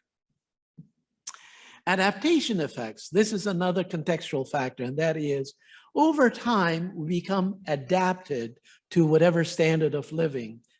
So let's say if we're moving up, then we become accustomed to that lifestyle.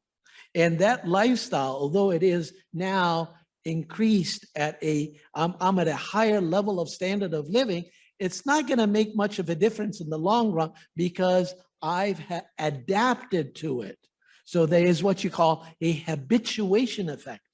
Psychologically speaking, people adapt to their lifestyle to the point that it doesn't really enrich their lives much more. Then there are other kinds of contextual factors such as changes in the macro environment. Let's say changes in the macro environment. We are now talking about an impending recession. You think a recession is likely to make a dent or a difference in the way we feel about our standard of living? And the answer is yes. Yes, there are these changes in the macro environment that affects how we feel about our material life. Recession is definitely one of them. Right? So that sort of gives you a gist of, the theories of material life, the predictors associated with material life, and how material life contributes to life satisfaction and how it is construed and measured. At least a glimpse of the research. Okay, we've got. It's 3:37. 3:37. Okay, let's jump ship and talk about the last module. And in the last module, we have population segments. And let me ask you which population segment you'd like to get into. So we have a little module related to children and youth. We have research dealing with quality of life of the elderly. We've got quality of life of women, and we've got quality of life geographic population segments. Let's avoid the population segments because that would really get us into an ocean of research. But let's focus on at least on these three. Which one would you like for us to discuss? Children and youth, elderly, or women? Children and youth? Other votes? Women? I knew you'd say that. Okay. So we got one woman and one children, youth. Other possibilities?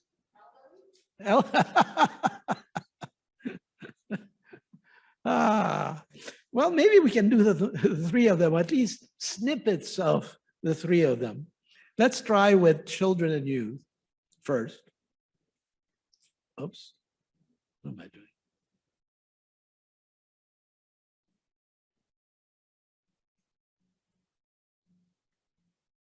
How well-being of children and youth conceptualized and measured, explaining the well-being of children and youth, factors affecting children and youth. So there isn't one specific conceptualization in the way we measure well-being in relation to children.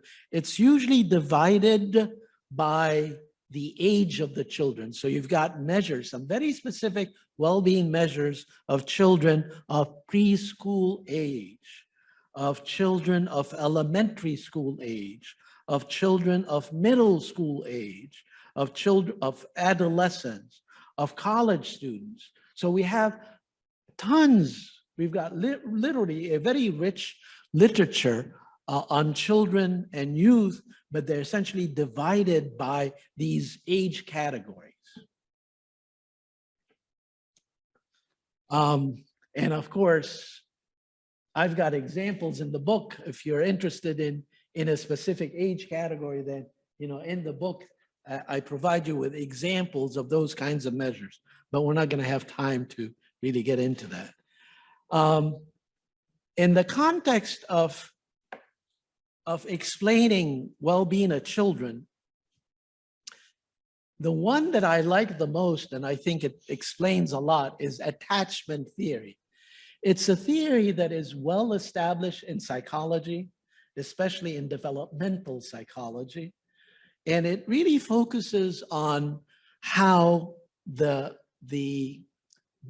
caretaker of the child attaches to the child and forms a psychological bond. And that psychological bond becomes more like a security blanket.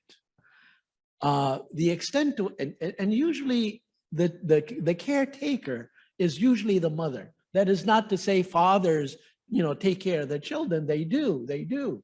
But it is not as prominent and is not as profound as a mother taking care of a child. Now, some feminists and some men may not like to hear that, but that's what the evidence show.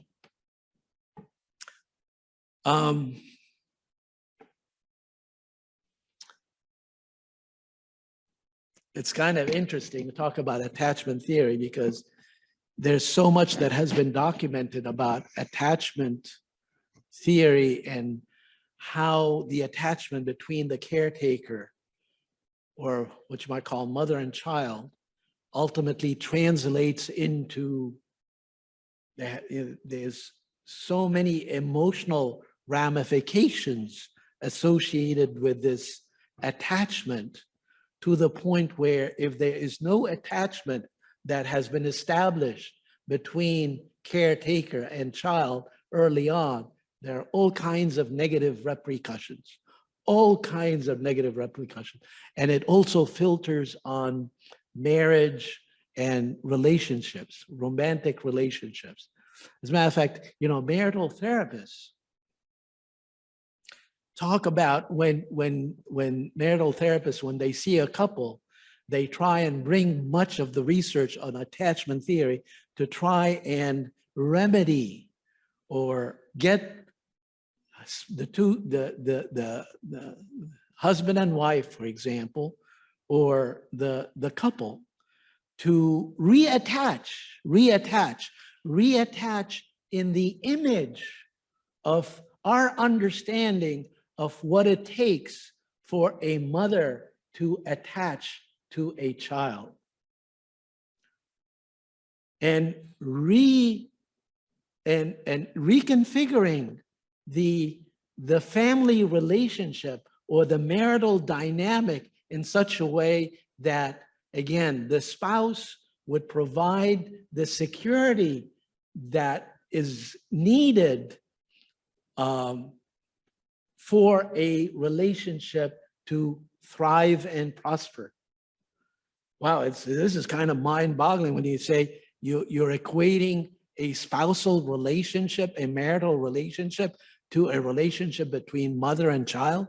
Whew, now that's heavy duty. But that's what marital therapists nowadays are doing.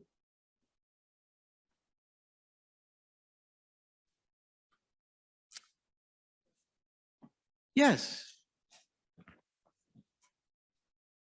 Oh, yes. Is that working? That would be great if you stand up right next to the phone. Yeah. Oh, yeah. So, we should have tried that a long time ago. Oh, my so to goodness. that point, then, when you talk about that, do you consider when the female is, here I go with the military concept again, goes away for a year to war, right? And leaves the child behind with the spouse who's a male. I mean, what dynamic? Yeah, how does that? Well, the father leaving the family for a while and the mother taking of the child will not take a toll on the child's well-being as much as if the woman, the trooper is a woman and leaving her child behind for her husband to take care of him, that has a profound effect. Because sometimes that may be a single female who may have to leave that child with a family member who is also, you know what I mean, a female, but does that factor into it as well? If it's a family member, like for example, it's a grandparent or a grandmother, in that instance, that would mitigate the negative impact, right? But yeah, there are profound effects. Yes. So let's look at some of the factors affecting the well-being of children and youth. And, you know, there's a lot of research on this, and we divided much of the research in terms of what you call situational factors, personality factors, demographic factors, psychographic factors, social factors, and socioeconomic and sociocultural factors. Oh, you can see those better than I can.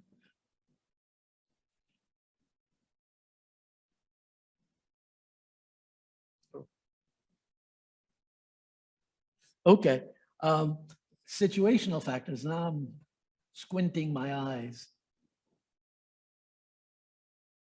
I'll just give you examples. Social support is one of the most important factors. Social support. The extent to which the child in a family context has the social support that it needs is extremely important. The social dynamic within the family, and if the relationship within the family tend to be positive and supportive, tend to make quite a bit of difference for children's well-being. When it comes to personality factors, positive traits, sense of coherence, optimism, self-efficacy, mastery, social potency, dependability, interpersonal relatedness, identity, firmness, dispositional gratitude, resilience, character strength. Now, these are the positive traits. Negative traits tend to be children with depression, social stress, and neuroticism. These are negative traits that ultimately feed into ill-being rather than well-being. So again, these are the personality traits that contribute to, positive, to well-being in a positive sense. And if, again, depression and stress within a family context and neuroticism, if the child is neurotic, for example, again, and in neuroticism, we know that whether it's a child or an adult, a neuroticism plays really a significant role in well-being, in the sense that people who are neurotic tend to experience lower levels of well-being than those people who are less neurotic.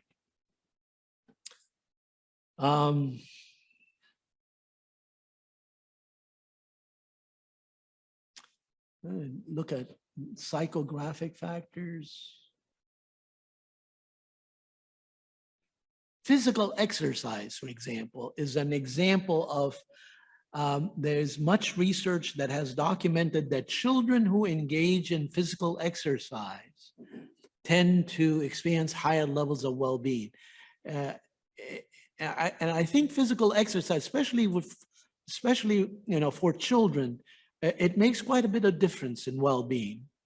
What other things? Free time management. Now that's another one.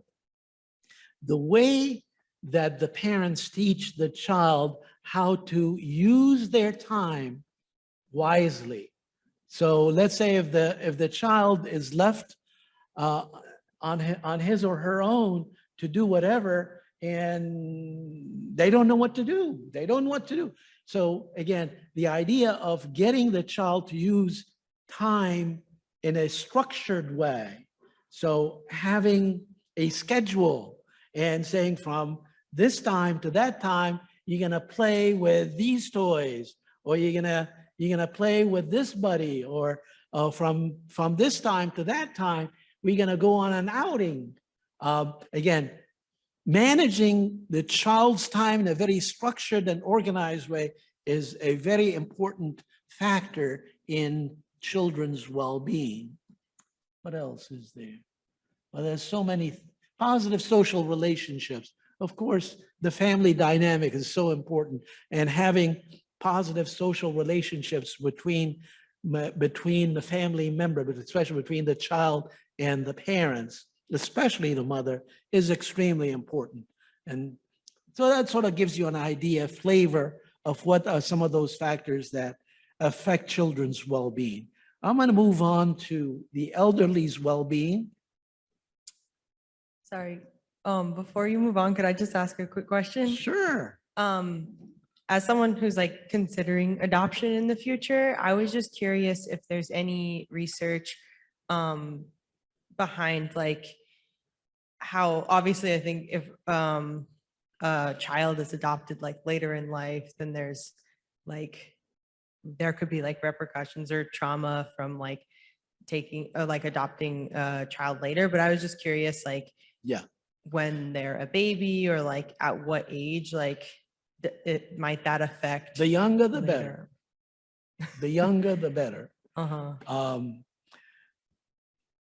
The research suggests that adopted children that are younger, that are placed with parents that are loving and supportive, again, can make quite a bit of difference, and it would nullify any negative effects associated with the adoption process.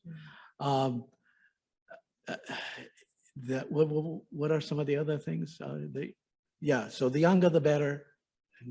Yeah, What I do was you- just curious, like whether there is still, no matter what, going to be some sort of, like if there's research saying that there will always be some effect on that child's like well-being, no matter what, even if they are adopted like from day one, if it's not their biological parents. Has there been any like research Oh, to yeah. show that? Actually, a lot of research on this.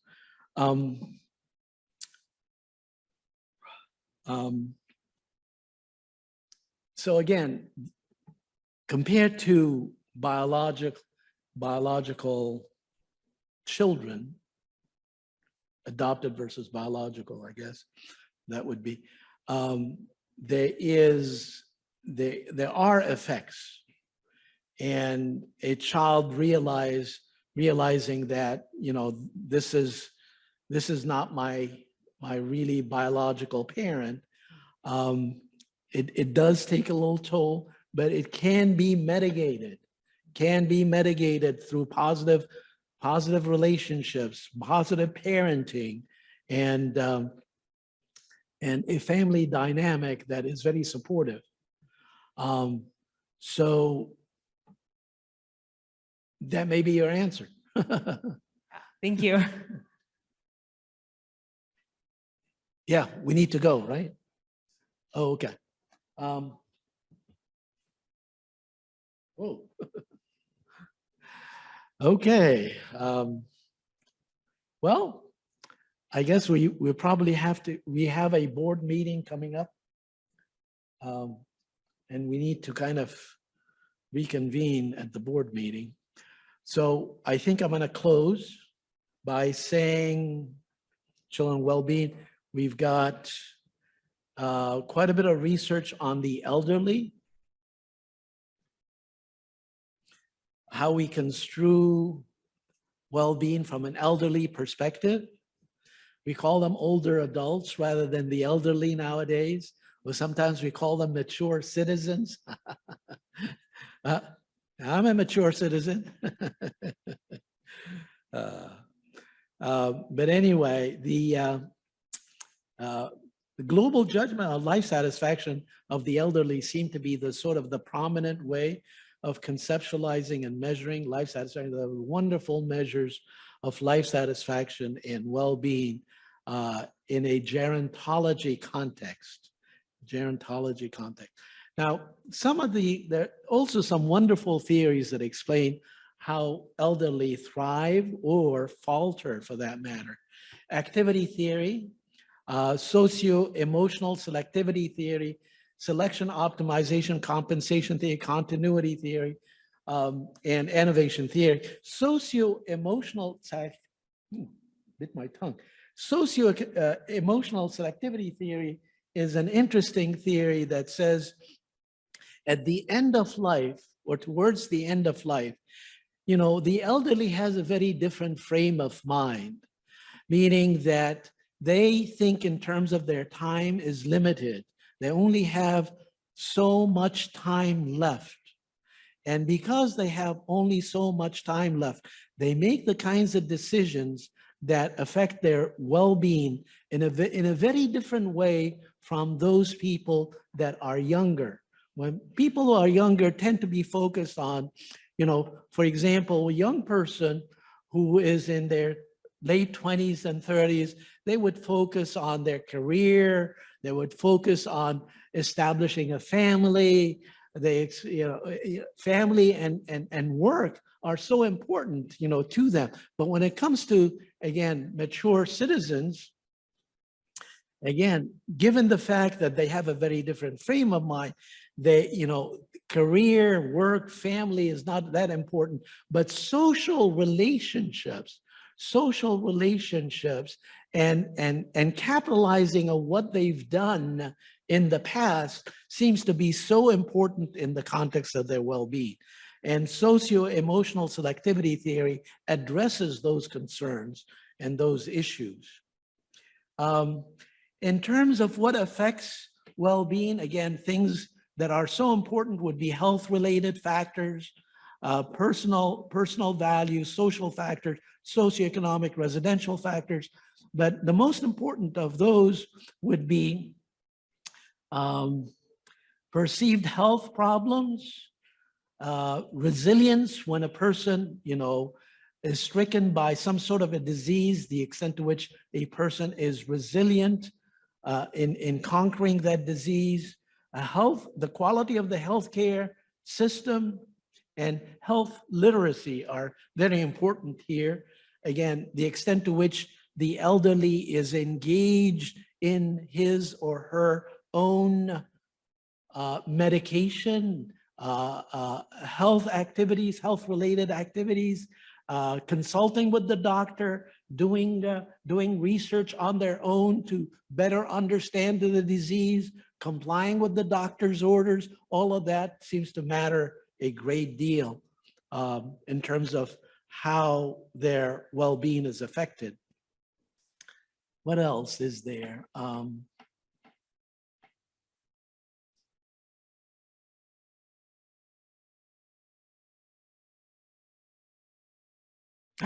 There's another, that's an interesting one. Social factors, social participation, independence, and social support from grandchildren. Interesting. Social support from grandchildren. The extent to which an elderly person, for example, is removed from the family home and not communicating with their children and grandchildren, especially the grandchildren, and placed, for example, in a nursing home. Right? It takes a toll on their well-being. You know, there's research on pet ownership. Pet ownership, having a dog or a cat makes a difference. Okay, that sort of gives you a flavor. Lastly, if we're talking about women, the one thing that stands out with women is that the same metrics are used in terms of men and women, but it seems like one thing that stands out is the fact that women tend to experience higher levels of well-being and ill-being. Let me say that again. Women experience higher levels of well-being and ill-being. meaning that they experience both higher levels of positive affect than men, but also experience more negative affect than men. The research has documented this very loudly, very loudly. Now, there are, explanations of the difference between men and women in the way they experience positive and negative affect, especially, the frequency and the intensity of positive and negative affect. There's a biological explanation, a psychological explanation, a cultural explanation, a psychographic explanation, a healthcare explanation, a socioeconomic, a social role explanation. The biological explanation is that, it focuses on women's menstrual cycle and reproductive organs. And accounts for, the hormonal changes in the body, accounting for the fluctuation. Well, not the fluctuation, the intensity of positive and negative affect that they may feel based on the circumstances. A cultural explanation is probably another one, which says that, well, over the years, we develop a stereotype of women being, for example, if they experience negative affect, where women tend to be hysterical. That's a cultural explanation. And it has been sort of propagated over the centuries that women, when they experience negative circumstance, they become hysterical. A cultural explanation. And of course, there is definitely an element of truth to that. It's a cultural stereotype. A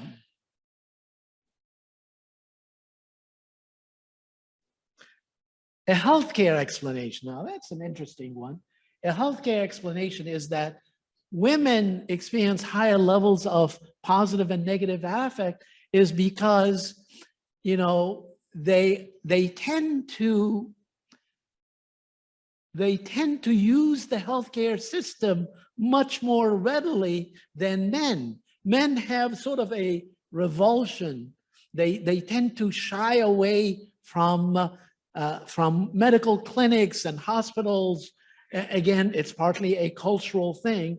And because they seek remedy from doctors and clinics and hospitals and sort of the healthcare system, it is documented that women, for example, when it comes to depression, the reason why we know that women tend to be more depressed than men is because they seek therapy a lot more than men do, right? It's the healthcare explanation. So that means that the data shows more women being depressed than men is because it is documented in the healthcare record keeping system. Anyway, then there, of course, the social role explanation, which says that, men and women are raised in every culture with what you call gender type roles. Women are supposed to do certain things, men are supposed to do this thing. There's a division of labor, and those roles ultimately led to the experience of positive and negative affect differently. Let's say, for example, women are relegated the role of the caretaker for elderly and children. Well, it can be very tiring and very stressful when you take care of elderly and children. No wonder that they feel hysterical. Yeah, it's hysterical. Yeah, excuse the pun. But anyway, those roles tend to, because they are socially propagated, culturally propagated, again, it accounts for the differences between the way they experience positive and negative affect. Okay, well, let me say that I've enjoyed giving you a few tips here and there about the psychology of well-being. I hope you found it useful. I hope that some of you might be interested and you want to be certified, then you can take the course in the fall, starting in October. And you'll get a lot more immersed in the literature and whatever kind of research that you're doing. Again, it may help you, I hope. And I wish you farewell. Thank you. Thank you.